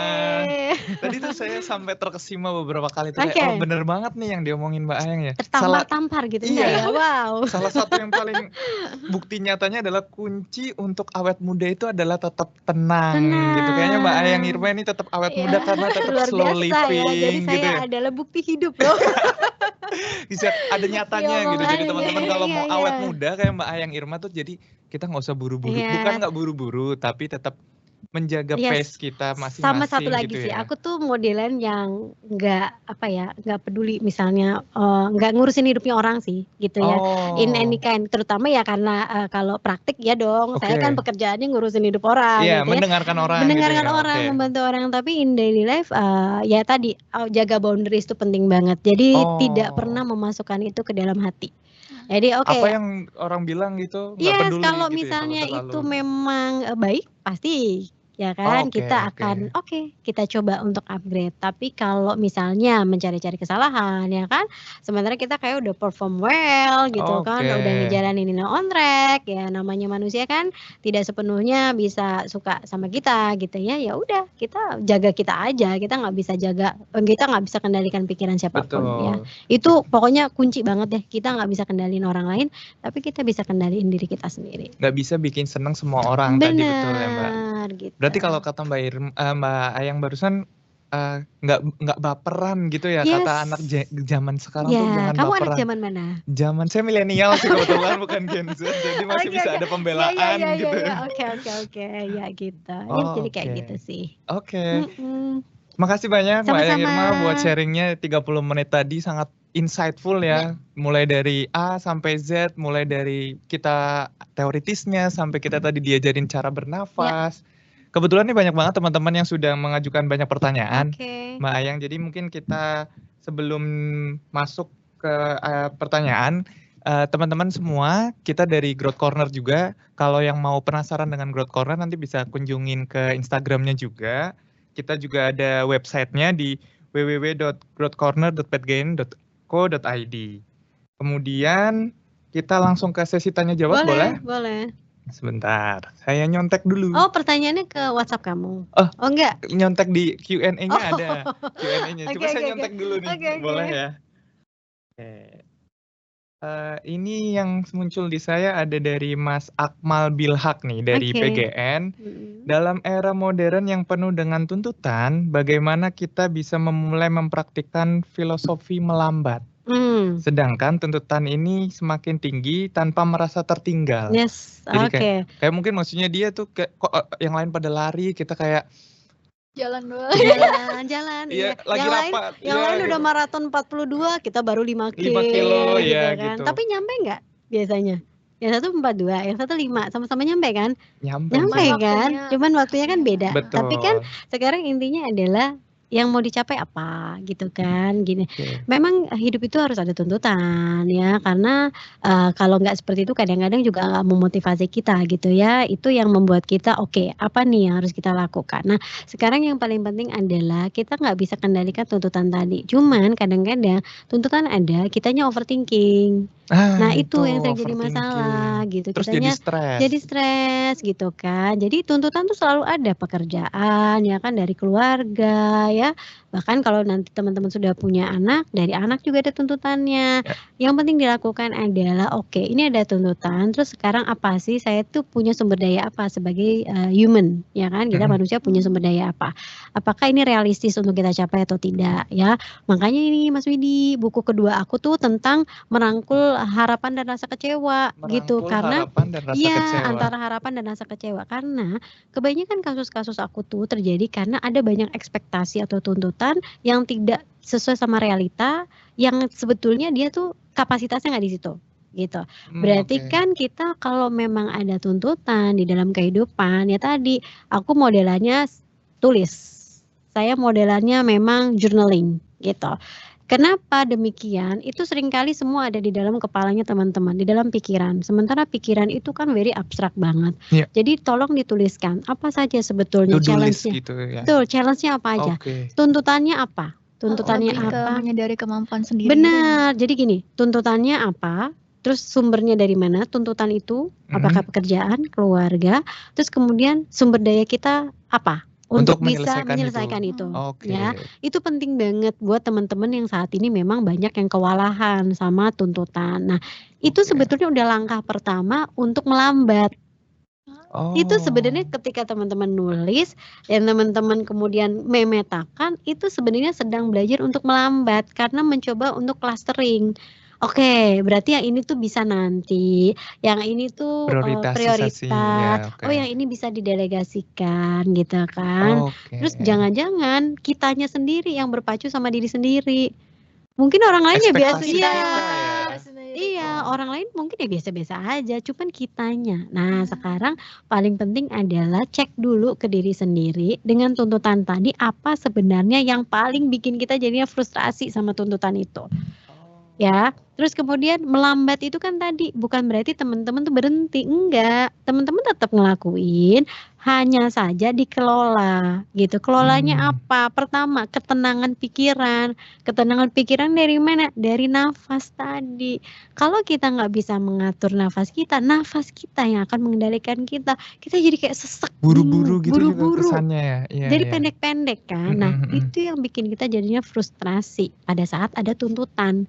Terus kemudian kadang-kadang persepsi kita terhadap tuntutan itu, pertama kalau ada tuntutan, misalnya tuntutan finansial. Finansial, oke. Sekarang persepsinya mau dilihat sebagai apa? Apakah itu tantangan, apa itu hambatan, apa ancaman? Oke. Ya, Oke, kalau oke. ada tuntutan finansial misal, Mas Widi mau jadikan itu challenge atau ancaman? Challenge dong. Challenge ya, Challenge. harusnya challenge karena apa? Dengan melihat itu sebagai sebuah challenge, kita jadi upgrade. Termotivasi. Apalagi nih, Iya, apalagi. ngapain lagi nih? Tapi Iya, kalau iya. kita lihat tuntutan itu sebagai sebuah ancaman, belum ngapa-ngapain, kita pasti merasa Stres. nggak bisa. Insecure juga ya. Insecure, kita akan Oke. stres untuk bisa menyelesaikan tuntutan tadi, gitu. Jadi kita lihat lagi realitanya seperti apa, cek juga ke kita. Kalau memang ternyata itu tuntutan yang nggak possible untuk kita lakukan, ya sudah. Jangan maksa tadi seperti yang sudah ada kan, iya, iya. jangan paksa. Tapi nggak boleh berhenti juga, usaha dulu kan, Iya, gitu iya. ya. Jadi diusahakan dulu, tapi jangan maksa banget. Karena manusia itu ada unsur keterbatasan. Pikiran, perasaan, tindakan dia pasti terbatas, Iya. gitu ya. Jadi pada intinya teman-teman mesti sadar benar, sadar penuh tuh sadar penuh banget nih sekarang tuh kapasitasnya gimana, Sumber sumber dayanya dayanya apa? apa, Masalahnya apa? benar, gitu. tuntutan mana nih yang bikin saya jadinya frustrasi harus cepet-cepet banget gitu kan. Nah itu, Oke. kalau saya ajarannya tulis, coret. Iya, kayak ada yang bilang kalau 80% masalah itu terselesaikan saat kita bisa mengidentifikasi tadi ya, Mbak. Benar. Jadi kita punya sumber dayanya apa, source-nya apa, Betul. hambatannya Makanya apa kan gitu ya. banyak banget ya teori-teori yang kayak SWOT lah segala Iya, macam karena pesta. untuk bisa mengkotak-kotakan dulu mana nih clusteringnya, petanya bagaimana gitu kan. Kalau misalnya ternyata butuh dukungan ya berarti harus pakai dukungan. Kalau misalnya Oke. bisa sendiri dimaksimalkan ya sendiri. Kalau ternyata butuh bantuan profesional ya berarti butuh bantuan profesional gitu. Oh, Ya. oke. Oke. Kayaknya sudah terjawab nih Ya, pertanyaan yang mudah-mudahan dapat pertama insight ya. dari Mas Akmal Bilhak. Terus yang kedua nih ada pertanyaan nih menarik juga nih dari Mbak Red. Saya nggak tahu Mas atau Mbak atau Bapak atau Ibu atas nama Reta dari Badak LNG. Pertanyaannya kebiasaan apa yang bisa dilatih atau diterapkan ke anak-anak untuk mereka mindful. Kalau tadi Mbak Irma bilang kan juga self love ya, Yes. self love untuk anak itu diajarin dari gimana kecil. sih yang harus kita Oke. latih anak-anak kita? Oke. Oh Mbak Reta ini berarti. Oh, Karena Mbak. kan pertanyaannya tentang anak. Anak. Biasanya Oh, concernnya kalau gitu. laki nggak boleh tentang anak ya? Boleh banget. Oh, boleh Cuman dong. kayak Reta kayaknya ini deh. Oh iya, baik, siap. Pekerja perempuan ya. Aku Boleh. juga pernah ke Badak. Halo Mbak. Oke. Jadi ya ngajarin anak-anak gitu ya terkait sama mindfulness itu ya gampang banget tadi yang kayak thumb blowing itu tuh paling simple. Terus dia Oke. kayak ngitung mundur dari 10 sampai 1 atau hitung maju dari 1 sampai 10 itu udah mindfulness sebenarnya Biar karena dia tenang biar dulu ya? tenang. Karena dia Oke. fokus sama hitungannya. 1, 2, 3 gitu. Ya Oke. kan? Jadi bikin anak itu pada saat kena masalah, nih ada PR misalnya gitu ya, terus Oke. oh aku nggak bisa nih ngerjain, coba tarik nafas dulu. Anak-anak tuh biasanya lebih ngikutin, gitu ya. Itu Oh. jadi technically memang coping strategic manajemen stres itu harus dari kecil, harusnya ada dalam kurikulum sekolah. Iya Bener sih. deh, Iya sih, bener kan? Kita tuh harusnya nggak sih ya. pernah ada belajar manajemen stres dari Iya. kecil kan, coping strategic dari kecil juga jarang-jarang gitu kan. Jadi Oke. itu yang harus diajarkan gitu ya Mbak Reta gitu. Terus kemudian anak-anak itu tergantung bagaimana orang dewasanya.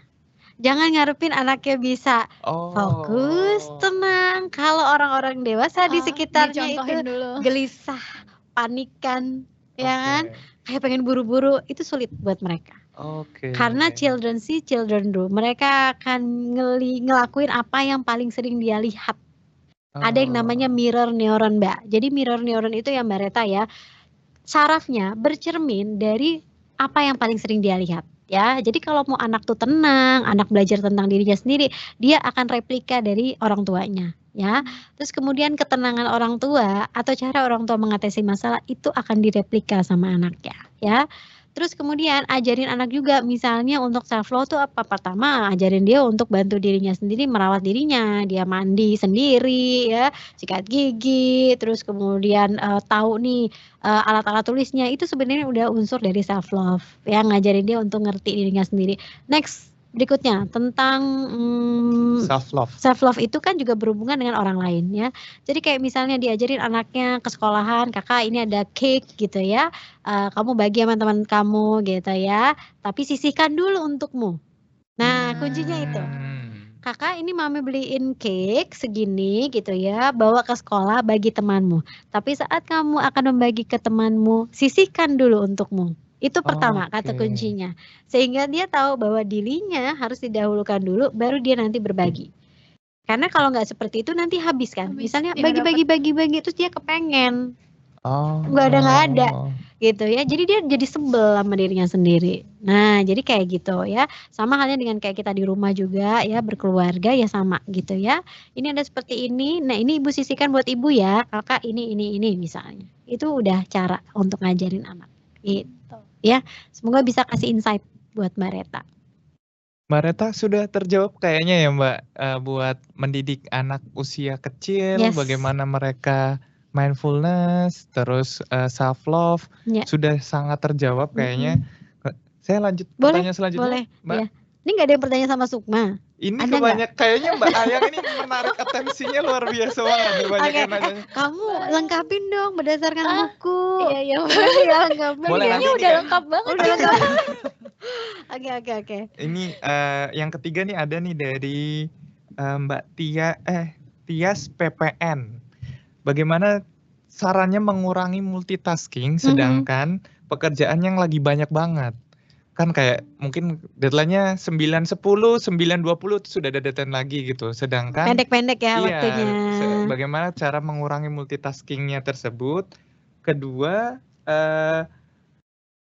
karena saking banyaknya tuh, terus gimana kita mengidentifikasinya tuh Mbak? Jadi kayak belum selesai dengan ini tiba-tiba kerjaan baru datang lagi. Mungkin gitu kali ya. Mungkin bisa pakai metriknya Eisenhower kali ya. Di situ tuh dia ada 4 matriks. Jadi ada tugas yang prioritas, urgent, bisa didelegasikan, mana yang harus dilakukan. Nah, itu mungkin harus dilatih. Aku tuh juga surprise loh. Jadi matriks ini, jadi waktu kapan aku ada talk show gitu ya sama anak SMP. Dia udah tahu dan diajarin sama orang tuanya. Jadi itu bisa sangat membantu mereka. Jadi artinya setiap dari kita kalau mau untuk bisa melakukan clustering berdasarkan tadi gitu ya, matriks tadi, mana yang bisa kita lakukan segera, mana yang nanti, mana yang bisa didelegasikan, ya kan, mana yang tunda dulu. Nah, itu sebetulnya akan memudahkan kita dalam mengerjakan segala sesuatu ya. Terus kemudian bisa jadi gini loh, kita tuh juga kebiasaan belajar dari kecil tuh kebanyakan SKS. Ya nggak sih? Bisa sampai Kita malam. iya, Ya jadi ya kita ya. tuh kebiasaannya itu, gitu loh. Jadi itu juga mempengaruhi cara kerja kita pada saat di dunia kerja. Bisa jadi, ya kan? Oke. Karena kan aku juga nggak ketemu sama Mbak Tias ya untuk ngobrol banyak. Terus kemudian juga berikutnya, nah multitasking tuh choices sebenarnya. Karena kan tadi otak manusia itu nggak bisa multitasking sebenarnya. Jadi kita tuh waktu kerjain secara bersamaan kita nggak lagi multitasking. Kita tuh cuman Menunda yang mindah-mindah, satu, mengerjakan yang mindah-mindahin doang lain. gitu. Oke. Jadi otak itu bekerja one task. Jadi cuma satu tugas. Jadi kerjain ini, ya makanya kenapa kerjain ini sampai tuntas, maka dia maksimal, baru ngerjain yang ini, gitu kan. Jadi memang manajemen waktu tuh jadi penting, disiplin diri itu penting. In between itu teman-teman bisa pakai teknik-teknik seperti teknik Pomodoro gitu ya. Jadi Pomodoro itu tekniknya adalah ngerjain kerjaan 20 menit, terus berhenti 5 menit. Kerjain lagi 20 Oke, oke, menit, oke. berhenti lagi gitu kan. Itu membuat kita lebih sehat gitu. Terus Oke. kalau memang tugasnya mepet banget gitu ya, ya udah dipetain dulu aja. Kerjain mana yang paling mungkin, yang paling bisa, paling mungkin gitu ya. Terus kemudian ambil jedanya pakai tadi, oke, tarik nafas, buang nafas. Itu dulu. Karena itu masalahnya nggak kelar ya ada di situ. Paling enggak kita menghadapinya, kita nggak kalang kabut. Karena sebenarnya lebih menjaga kualitas performa kita secara mental kan. Kalau kitanya healthy, mau sepadat apapun itu, kita ambil jeda-jeda, selesai Iya, sebenarnya. betul. Gitu. Ini kayaknya sampai Mbak Tias ini katanya Mbak, dia sudah sampai nyempetin hari weekend buat yoga, buat menenangkan pikiran. Yes. Dan yang terjadi adalah selama yoga dia kepikiran kerjaannya. Nah, ini kayaknya Itu dia. sia-sia yang bayar yoganya juga nih. Makanya, jadi Yang latih juga bingung ini. pikirannya jadi mengembara kemana-mana. Jadi setiap pokoknya gini ya Mbak Tias sudah bagus banget karena ngambil kelas yoga ya. Tapi kalau cuman yoganya seminggu sekali juga rasanya juga nggak terlalu helpful karena balik lagi ini tentang mindsetnya ya. Jadi kalau misalnya pada saat yoga kan memang disuruh tenang gitu ya atau mungkin ada gerakan-gerakan tertentu.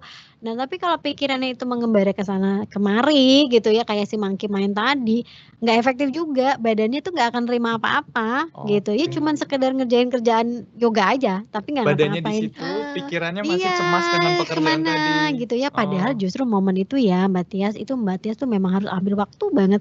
Itu lepaskan semua dari pekerjaan-pekerjaan atau mungkin tekanan-tekanan yang lain itu karena fase rileksnya ya.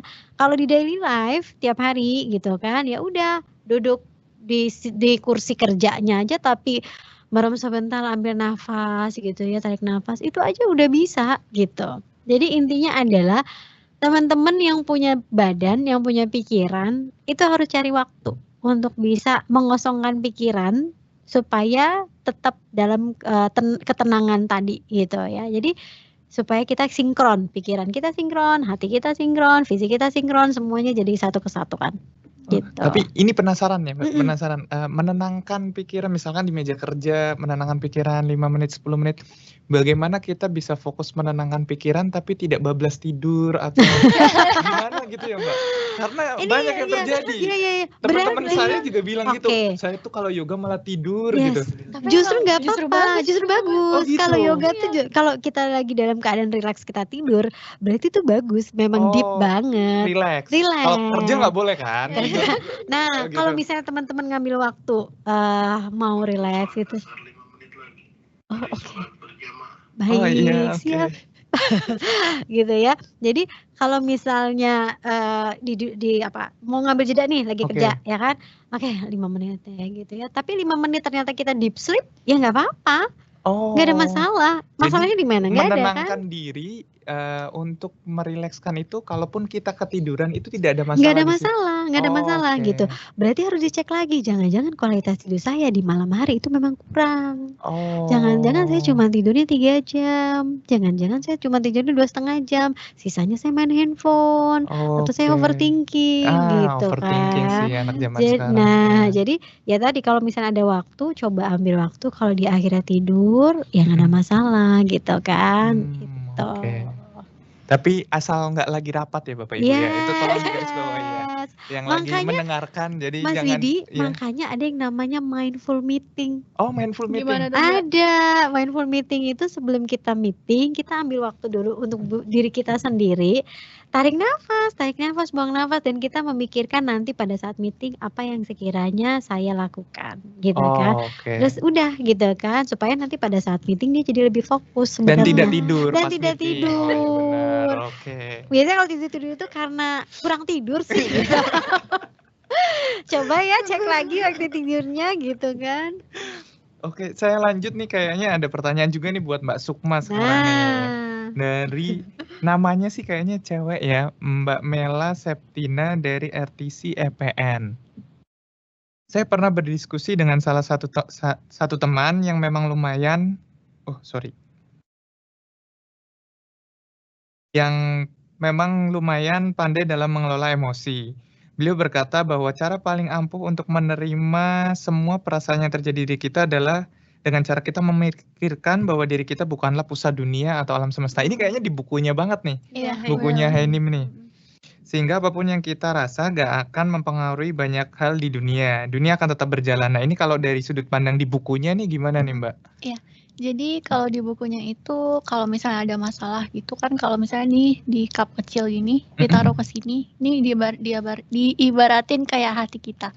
Kalau misalnya ada bangkai kecil di sini tentu bau gitu kan, atau jadi hitam gitu kan. Beda kalau misalnya kita lempar ke laut yang besar gitu, itu akan terbawa arus juga kan, terus lama-lama hilang. Jadi diibaratin gitu sih, Mas. Oh, jadi Jadi kayak kayak jangan overthinking iya, gitu ya, jangan melebih-lebihkan iya, jangan sesuatu terlalu gitu. ya melebih-lebihkan sesuatu. Kayak tadi yang gitu. quotes yang menarik tuh pas awal-awal tuh, tsunami itu yang bikin Iya. parah bukan hanya airnya, tapi barang ada yang barang-barang yang terbawa. terbawa. Topan juga yang membuat Iya. rusak tidak hanya anginnya, Betul. tapi barang-barang yang terbawa. Jadi kalau ada pemikiran-pemikiran negatif, jangan udah negatif tambah kita Iya, tambah kita overthinking. Oh. terlarut gitu. Oh Gitu, gitu. terlarut. Itu ada di bukunya Henim Sunim? Ada di bukunya, Oh, Mas. oke. Terkait sama ini saya sebenarnya pengen nanya sama Mbak Ayang, Mbak. Kalau kita overthinking kan jatuhnya stres. Tadi saya Iya, tertarik benar. dengan apakah stres itu ada levelnya gitu ya, Mbak ya. Terus kan tadi sempat dibilang kalau kita fokusnya turun itu pertanda kita stres. Tahu dari mana sih kita sekarang lagi stres atau denial enggak ini cuma beban doang bisa-bisa gitu. Atau sebenarnya kayak kita sebenarnya stres tapi cuma nggak tahu. kayak ya udah bodo amat kita Ya. kalau nggak gitu gimana Ya. gitu, Mbak. Jadi kalau stres itu tuh ada levelnya ya. Jadi memang level ini lebih kepada gimana sistem tubuh kita tuh bekerja sih sebenarnya. Jadi kalau ada stres, ada sumber stres, itu biasanya misalnya kalau Mas Widi dikasih Oh, sorry Mbak, kayaknya ini azan asar ya. Jadi kita break out dulu sebentar ya. Oke.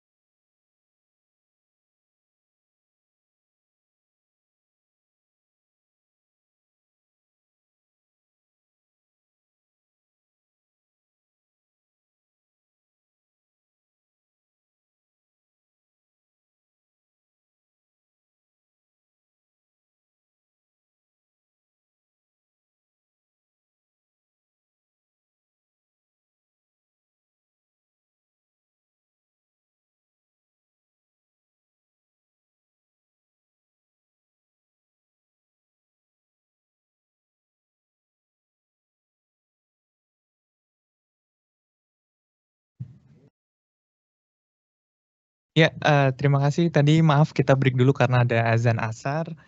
Boleh Mbak Ayang tadi Oke, dilanjut? jadi kalau kita bicara stres itu kan ada tahapannya ya. Jadi contohnya nih, kalau di dunia pekerjaan pasti sumber stresnya kerjaan, deadline lah ya gitu ya. Biasa deadline-nya datang sementara ada kerjaan lain juga yang mungkin belum selesai ya Iya. kan. Itu biasanya tubuh kita tuh langsung ada alarmnya, udah pasti. Ya misalnya mungkin detak jantung kita, heart rate-nya jadi bertambah, lebih cepat Oh, ya oke. tanpa kita sadari. Atau mungkin perutnya jadi nggak enak ya, atau mungkin jadi ya tadi mungkin tangannya Berkeringat, berkeringat ya kan.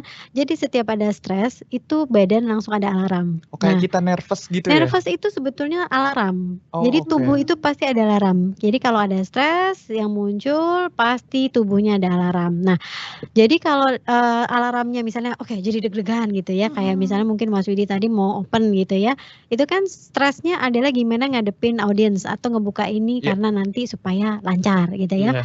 Itu kan pasti tadi deg-degan dulu lah awalnya gitu ya, kayak gelisah gitu ya, itu alarm badannya ya kan. Tapi kemudian kan Mas Widinya oke jalanin aja ya, hadapin gitu. Nah itu masuk ke tahapan resisten namanya. Jadi Resisten. tubuh itu berusaha untuk adaptasi dengan si stresnya. Oh. Ya, jadi dia tetap nih ngerjain. Misalnya teman-teman kerja, oke, apa namanya, deadline-nya banyak ya kan, terus kerjain, oke, kerjain aja gitu, resisten dia. Dia terus. Ada satu momen itu dia jadi lelah, namanya fatigue. Fatigue, oke. Ya, fatigue itu burnout. Nah, disitulah tandanya apa? Kita sakit. Imunitas kita menurun. Oh. Jadi kalau saat kita udah mulai pilek ya kan, terus kemudian badan mulai nggak enak, sering masuk angin. Nah itu sebetulnya pertanda jangan-jangan kita tuh sudah bertahan dari banyaknya Fase-fasenya stres tadi. tadi, kita nggak ambil jeda istirahat, kita nggak ambil jeda waktu untuk diri kita sendiri.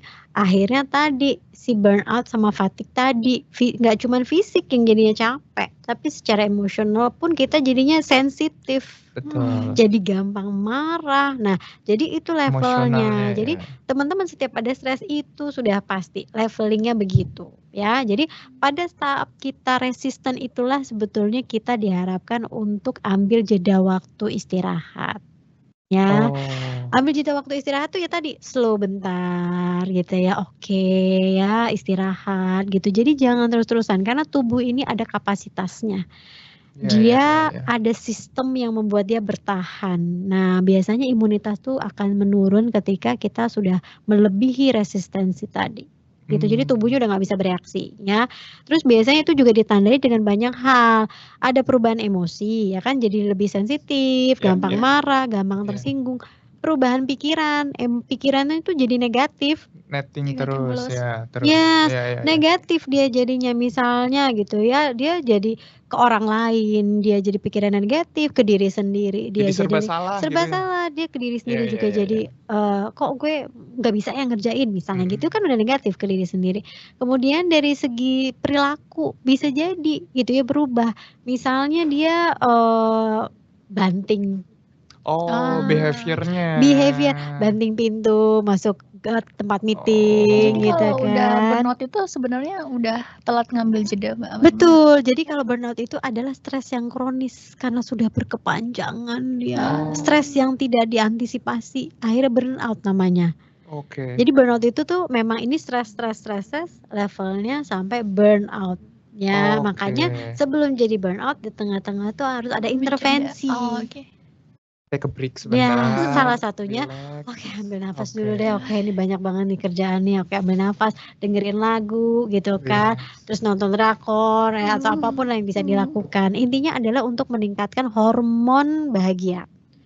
Oke. Gitu ya, karena kalau kita stres yang bekerja kan hormon stres si kortisol. Nah ini kita mau mengaktifasi hormon bahagianya. Nah itu cara yang harus dilakukan ya. Terus kemudian biasanya ada yang lain, gangguan tidur. Orang yang stres itu biasanya 2 nih tipenya. Dia tidurnya itu bisa insomnia jadinya, sulit tidur karena dia mungkin overthinking atau dia mau tidur tapi badannya nggak bisa diajak tidur. Gitu ya, akan ada ya. Dia mau tidur tapi kayak badannya tuh nggak mau tidur atau Duh, kayak badannya capek banget tapi badannya kayak udah mau iya. tidur tapi pikirannya juga nggak mau Iya tidur, iya ada yang iya gitu iya ya. iya. Itu dia bisa kena insomnia yang akut ya atau juga kronis. Terus yang kedua dia mungkin bisa hypersomnia. Hypersomnia itu adalah tidur terus-menerus.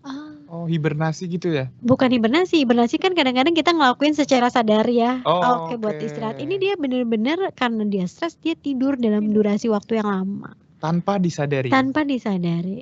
Karena Oh. sebenarnya di bawah sadar dia lagi stres. Akhirnya Oh, tubuh dia gitu. ngajak untuk relax. Tapi sama-sama Tidur. pas bangun sama-sama lemes sih. Sama-sama tetap bangun tidur pun dia akan tetap stres. Karena tidak deep sleep tadi. Iya, segitu. Walaupun Jadi tidurnya tidurnya durasinya banyak, ya kan? Tapi itu sebenarnya adalah manifestasi dari stres. Ya namanya hypersomnia, ya itu. hypersomnia. Terus kemudian Oke. makannya juga bisa terjadi. Dia Oh, iya. mungkin Pola jadi makannya berubah ya? benar, nafsu makannya berubah. Bisa jadi lebih sedikit, Bisa jadi lebih banyak. Lebih banyak itu namanya emotional eating kan? Iya. Dia makan tuh karena emosional. Untuk menggantikan rasa Ya, stresnya. jadi kepuasan itu happiness-nya dari makanan. Padahal Iya, nggak iya. menyelesaikan apapun, ya kan? Jadi itu yang biasa terjadi. Jadi kalau misalnya kita udah punya tanda-tanda nggak baik-baik itu Iya, selama iya. 2 pekan, itu udah red flag banget, harus waspada.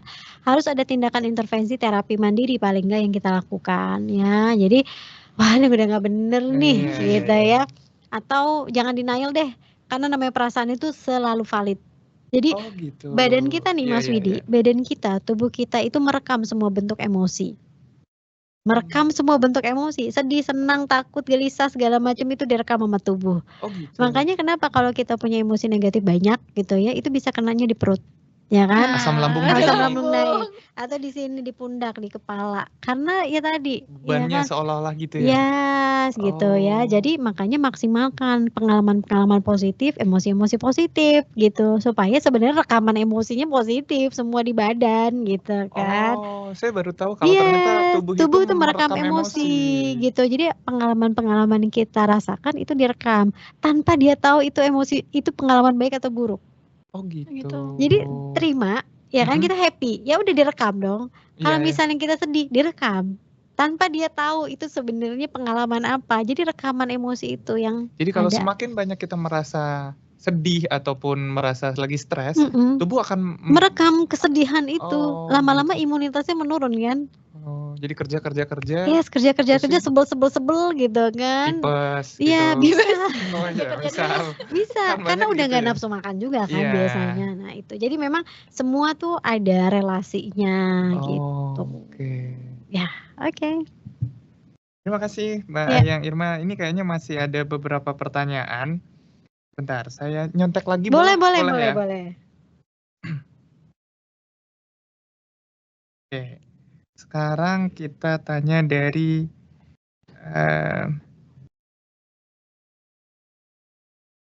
Manarul Kahfi dari Rumah Sakit Pertamina Pertamedika. Nih boleh nanti dari Mbak Sukma dulu ya, sudut pandangnya gimana, nanti tinggal kalau ada tambahan dari Mbak Ayang, monggo. Apakah ujian hidup ini punya level Mbak? Kalau menurut Mbak Sukma nih, kalaupun ada levelnya, bagaimana kita menyelesaikan ujian hidup itu?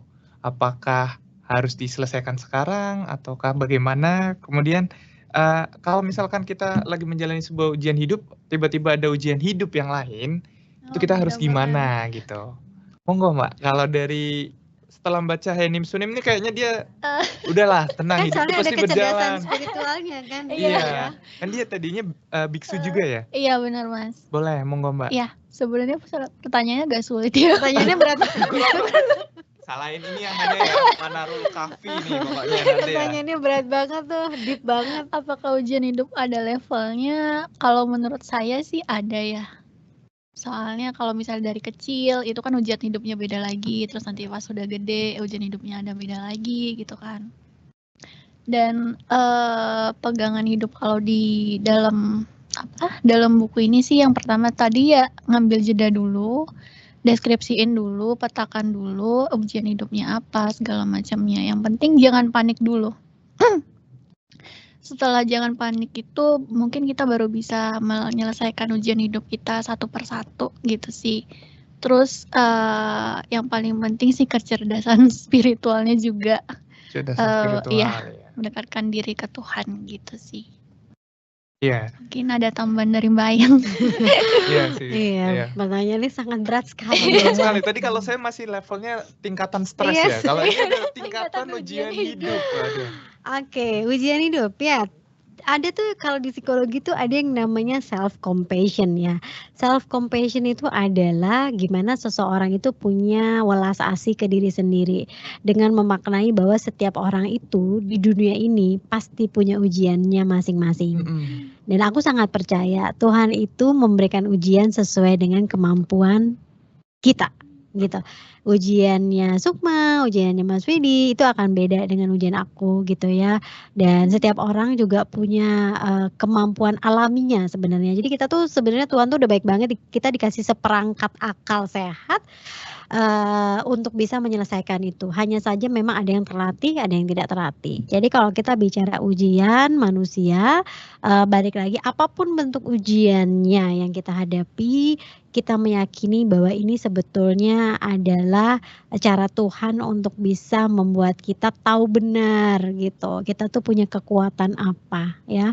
Karena kalau aku mau refleks kepada kegiatanku gitu ya sebagai psikolog klinis praktik yang klien datang dengan masalah dan ujiannya masing-masing, memang pada akhirannya adalah mereka itu punya cara alami sebenarnya untuk mengatasi itu.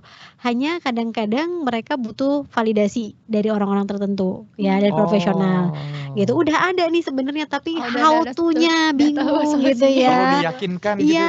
Yes, bener gitu kan. Mungkin karena selama ini gak ada yang denger lah gitu ya, atau mungkin bingung mulainya dari mana gitu ya.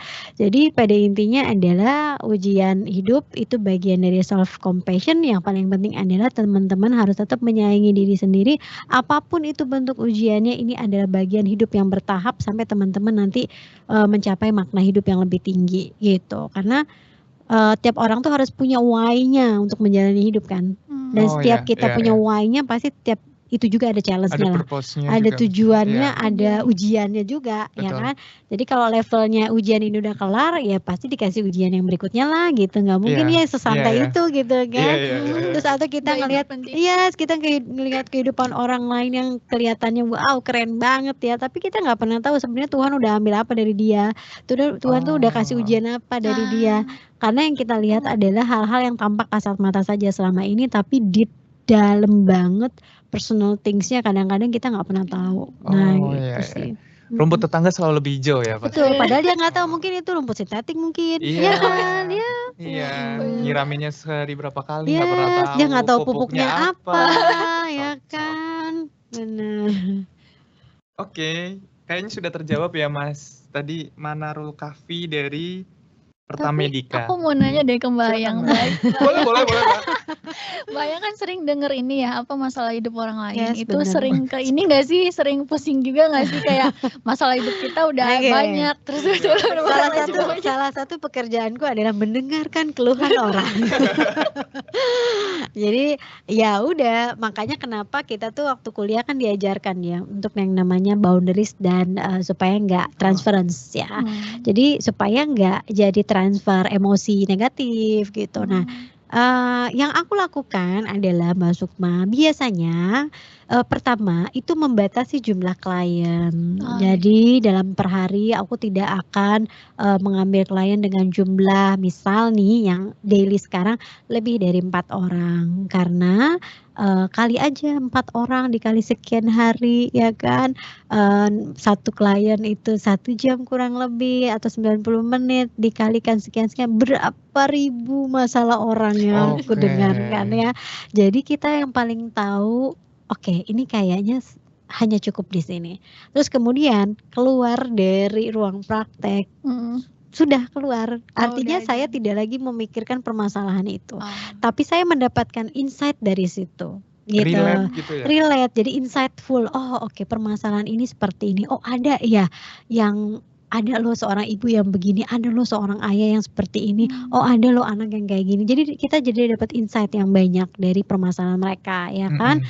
Terus biasanya nih Mbak Sukma sebelum aku praktik nanganin klien, most of the times aku pasti berdoa Karena aku tuh percaya banget ya kalau klien yang dikirim datang untuk konseling itu pasti udah kiriman Tuhan lah gitu ya. Jadi ini Allah tuh udah ngirimin aku dia, ini dengan harapan aku bisa bantu. Jadi tolong ya Allah aku dibantu juga. Dipermudah gitu. Terus berikutnya yang paling sering terjadi adalah tiap kali selesai praktik dengan keluhan orang yang berat-berat itu, aku lapar. Emotional eating ya. Iya, karena draining kan. Iya, Nah, iya, itu iya. draining. Jadi pasti lapar banget, pasti haus banget gitu. Jadi sebelum itu aku pasti minum yang banyak dulu ya kan. Oke. Makan harus, aku minta jeda ya kan. Pergantian transisi aku minta sekitar 10 menit untuk aku ambil waktu, jeda waktu gitu. Dan aku nggak pernah emotional sponge. Pernah emotional sponge dulu awal-awal berkarir jadi psikolog ya, Mbak Sukma. Aku tidak pernah mau terima kasus-kasus KDRT. Karena awal-awal karena itu sangat sensitif dan sangat melukai aku sebagai seorang perempuan, sebagai seorang ibu gitu ya, sebagai seorang jadi anak. emosionalnya touch gitu ya. Jadi kayak baper gitu ya, Bang. Terbawa. Iya, Jadi ada perasaan marah setiap kali ada case-case seperti itu. Jadi aku sempat ada jeda. Oke, ini nggak sehat. Jadi saya tidak akan menerima case seperti ini. Itu dulu awal-awal karir. Tapi makin kesini dengan pengalaman juga, akhirnya dengan keterampilan juga, akhirnya menyadari oke, ya ini berarti harus dihandle. So dari situ, ya tadi, walaupun nggak enak nggak nyaman, tapi kita harus meningkatkan empati, bukan simpati. Gitu supaya nggak ada karena kita harus objektif untuk menangani kasus. Karena kalau enggak nanti jadinya justru nggak sehat juga buat si kliennya atau si pasiennya yang datang gitu. Begitu. Nggak boleh baperan, Mbak Sukma. Mau jadi kayak Mbak Ayang nih nggak boleh baperan. Bapernya dikit gitu kan, karena manusia biasa ya. Tapi kemudian langsung enggak nih gitu ya, profesional gitu. Oke. Ada kayaknya satu lagi nih pertanyaan yang cukup menarik juga nih kayaknya buat Mbak Sukma dulu, nanti boleh ditambahin ya Mbak Ayang. Ini dari Mas Muhibur nih, kayaknya temannya Mbak Ayang nih dari Pega Solution. Enggak, teman aku. Oh bukan ya.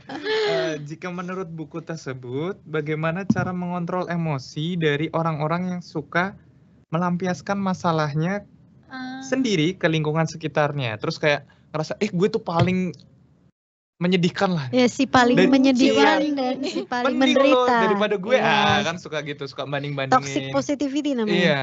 Itu gimana Mbak? Kalau di buku ini ada dibahas nggak gitu tentang Kalau ini kayaknya nggak ada sih. Oh nggak ada? Kalau terlalu kan lebih ke self control aja iya, ya? lebih ke self control. Bukan kan itu misalnya orang melampiaskan masalahnya ke kita, itu bukan kontrolnya kita gitu.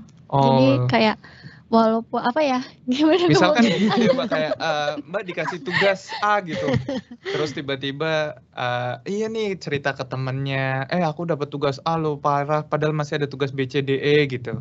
Nah temen yang orang yang seperti ini nih, kita harus merespon gimana nih? Kalau meresponnya ya gimana ya Mbak? Atau dari lucu banget.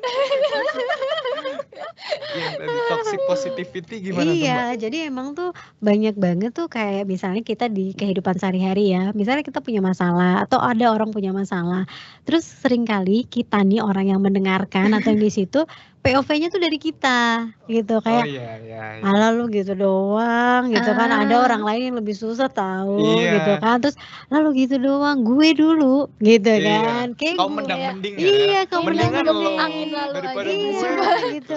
Nah jadi dia berusaha untuk menguatkan tapi melemahkan. Ya kan dia sebenarnya mau ngasih tahu, lo tuh jangan kayak gitu. Masih ada orang yang pernah mengalami kesulitan yang lebih berat. Tapi caranya itu komparasi kan. Dia komparasi ke dirinya sendiri atau POV-nya POV orang lain. Nah, itu sebetulnya sangat menyakitkan gitu. Jadi membuat seseorang yang tadinya ingin dibantu jadinya besok-besok dia nggak pengen cerita-cerita lagi gitu kan. Dan itu kan bahaya ya. Kalau yang orang itu punya masalah berat terus dia akhirnya karena sering banget dapat toxic positivity terus dia nggak mau cerita lagi kan bahaya gitu kan. Maka banyak orang yang sekarang jadinya tadi memendam emosi negatif akhirnya mental breakdown deh gitu. Atau yang lebih parah lagi banyak banget kan yang pada akhirnya mengakhiri hidup karena dia nggak merasa didengerin gitu. Jadi kalau ada teman punya masalah dan dia pengen cerita, udah sediain aja telinga gitu ya. Belum tentu dia juga pengen solusi. Benar. Gitu sih. Begitu. Jadi nggak harus ngasih solusi, cukup didengarkan juga sudah Iya, hal yang Iya, positif udah ya. gitu. banyak banget tuh yang kayak misalnya ya, aku balik lagi nih refleks ke seharian gitu ya. Jadi pada kasus-kasus terutama yang remaja akhir gitu ya sampai Gen Z awal gitu ya. Jadi kalau misalnya ketemu cuman pengen cerita gitu ya tanpa solusi apapun sebenarnya karena mungkin merasa selama ini nggak ada yang bisa menerima ceritanya secara utuh gitu ya, nggak ada yang menerima ceritanya dengan mindful tadi gitu kan. Nah jadi ada yang seperti itu sih gitu.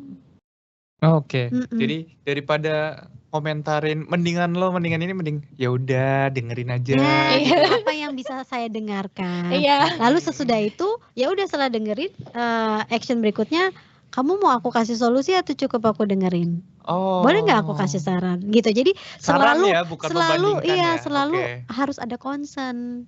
Dan itu pun aku juga lakukan di sesi klinis gitu, di ruang praktek. Aku selalu bilang, sekarang saya boleh nggak kasih saran gitu. Kalau dia butuh saran gitu kan.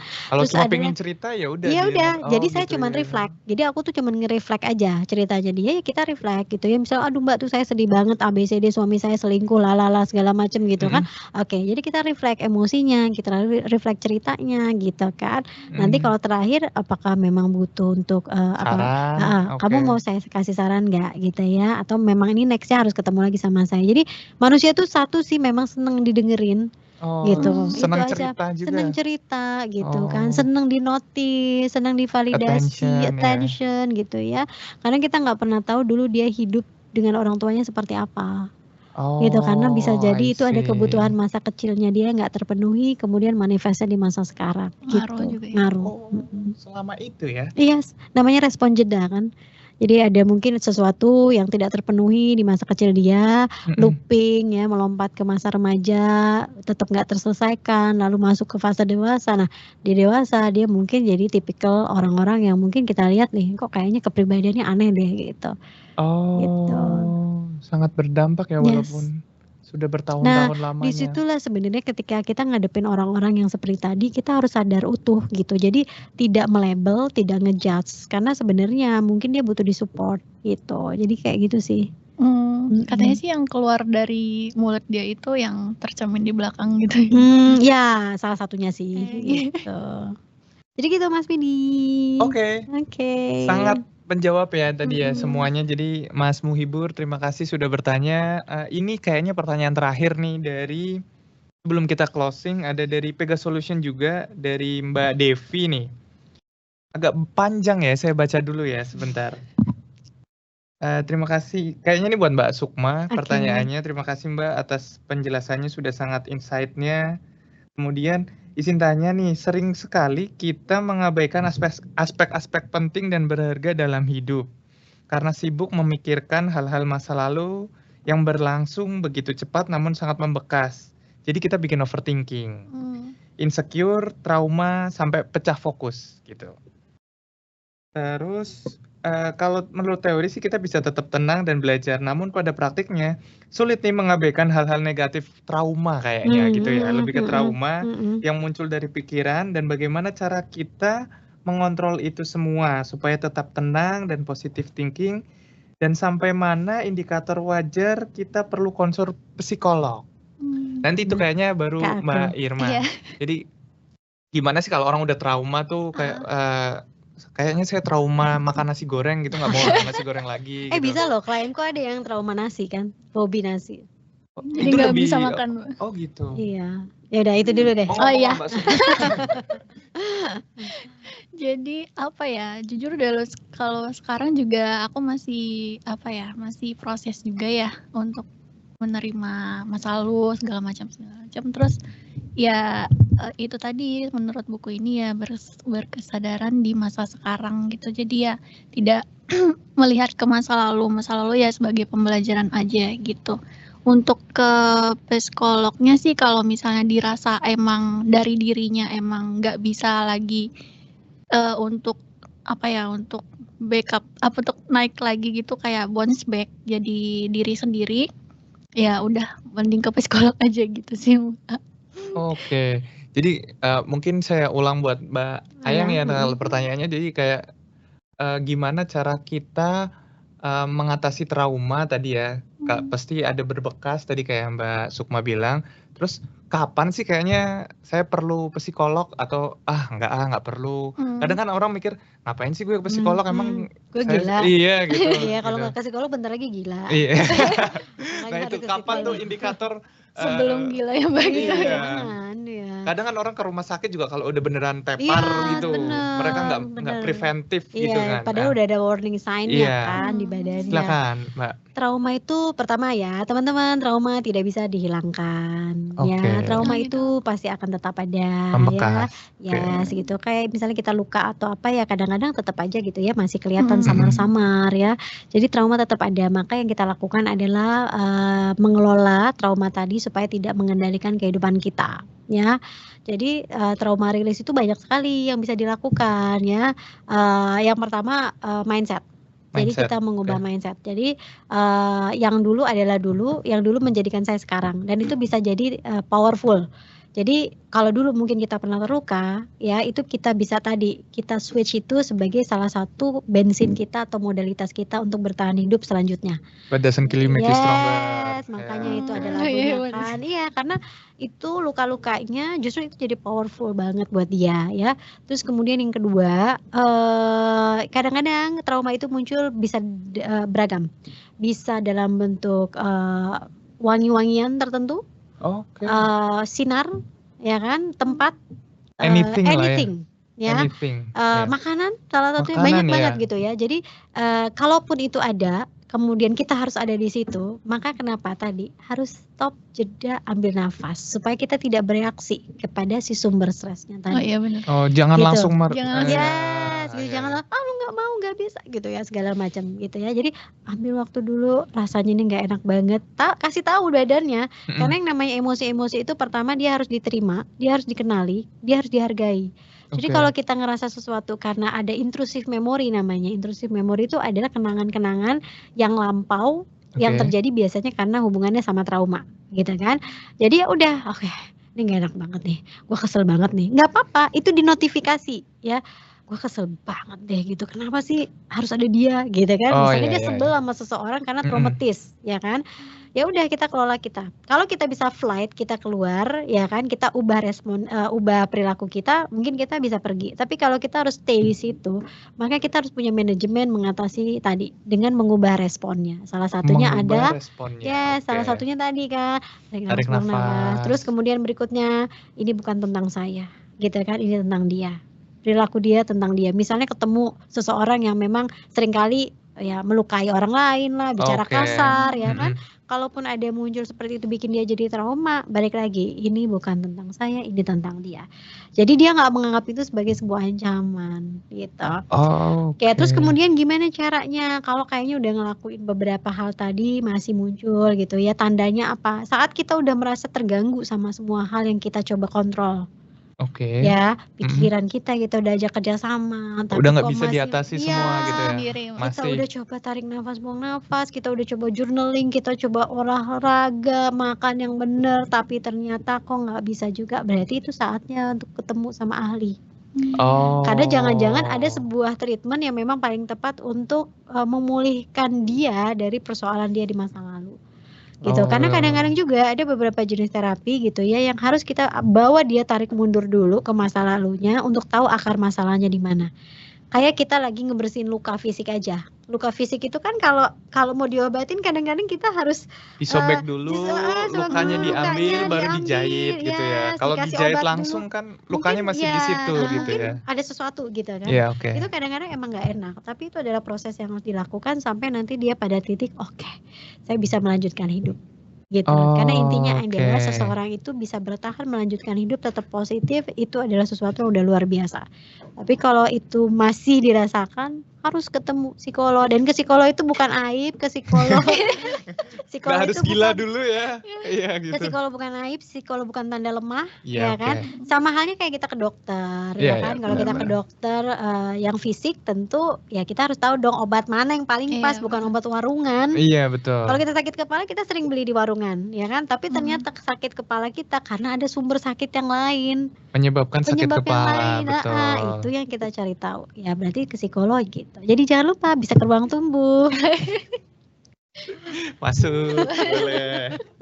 Jadi teman-teman Oke. semua kalau masih nanti ada yang masih mulai mikir, oh ini kayaknya saya udah mulai nggak bisa makan, tidur nggak nyenyak. Ini ada Mbak Ayang Irma dari Ruang Tumbuh. Yes. Nanti tadi ada juga sudah ditampilkan slide-nya Ya. untuk menghubunginya kemana. Nanti bisa langsung hubungin aja ke Mbak Ayang ya. Yes. Dan ini kayaknya juga sudah memasuki waktu sudah mau habis. Jadi kita tutup untuk sesi Q&A dulu hari ini. Terima kasih pada semua Sobat Pols dan Sobat Tumbuh yang sudah bertanya, baik secara langsung yang sudah sempat dibacakan ataupun mohon maaf yang belum sempat dibacakan. Jadi nanti akan ada 3 pemenang yang beruntung dari penanya hari ini yang akan mendapatkan voucher Gramedia dan souvenir jadi salah saya. Jadi gabung souvenir dari Growth Corner. Jadi nanti akan dihubungi oleh tim Growth Corner atau dapat menghubungi DM langsung ke Instagramnya Growth Corner. Yang pertama ada dari Mbak Tias dari Pertamina Patraniaga. Yang kedua dari Mas Heri dari Pertamedical ya ini ya, Pertamsi. Yang ketiga ada dari Mas Akmal Bilhak dari perusahaan gas negara. Selamat buat pemenang yang beruntung hari ini. Oke, jadi terima kasih semuanya yang sudah hadir di sini. Sebelum kami tutup, mungkin kita tutup dengan closing statement, boleh? Dari Mbak Sukma dulu, kemudian nanti diakhiri dengan Mbak Irma. Silakan Mbak Sukma. Iya, terima kasih atas kesempatannya Mbak Mas Widi dan Mbak Ayang. Senang banget ya aku bisa ketemu Mbak Ayang gitu kan. Dari pencerahan juga. Itu tentang mindfulness, tentang berkesadaran, terus tadi praktik untuk daily life-nya gimana, dan itu cukup membantu sih. Nanti besok mulai hari inilah mulai diterapin gitu. Makasih. Oke, terima kasih Mbak Sukma untuk closing statement-nya. Boleh Mbak Ayang? Oke, buat teman-teman semuanya, karena hari ini kita belajar gimana caranya untuk melambat tapi untuk ketenangan. Jadi mulai hari ini coba teman-teman praktekkan tadi ya, jeda sebentar, kemudian juga kasih hati dan pikirannya itu asupan nutrisi. Nutrisinya ini apa sih? Hal-hal yang positif ya. Terus kemudian bila teman-teman memang pada akhirnya sudah melakukan banyak hal, tetapi memang masih gelisah, tidak aman dan tidak nyaman, segera untuk mencari bantuan, karena itu cara kita menolong diri kita sendiri supaya kita tetap produktif, supaya kita tetap sehat, supaya kita tetap bisa kasih kontribusi pada diri sendiri, pada orang lain, dan juga pada negara gitu. Wah, luar biasa. Terima kasih banyak Mbak Sama-sama. Ayang closing statement-nya. Jadi karena sudah masuk closing statement dari Mbak Sukma dan Mbak Ayang, terima kasih semuanya sudah datang di Pols edisi ke-32 tanggal 20 November 2024. Saya moderator Widianto Nugroho izin undur diri. Terima kasih banyak. Wassalamualaikum warahmatullahi wabarakatuh. Waalaikumsalam. Oh iya, saya lupa. Ini kalau buat teman-teman yang mau absen Pols, ini ada di link di samping ya. Silakan nanti bisa diklik. Link ini bisa langsung isi absensi saja. Terima kasih.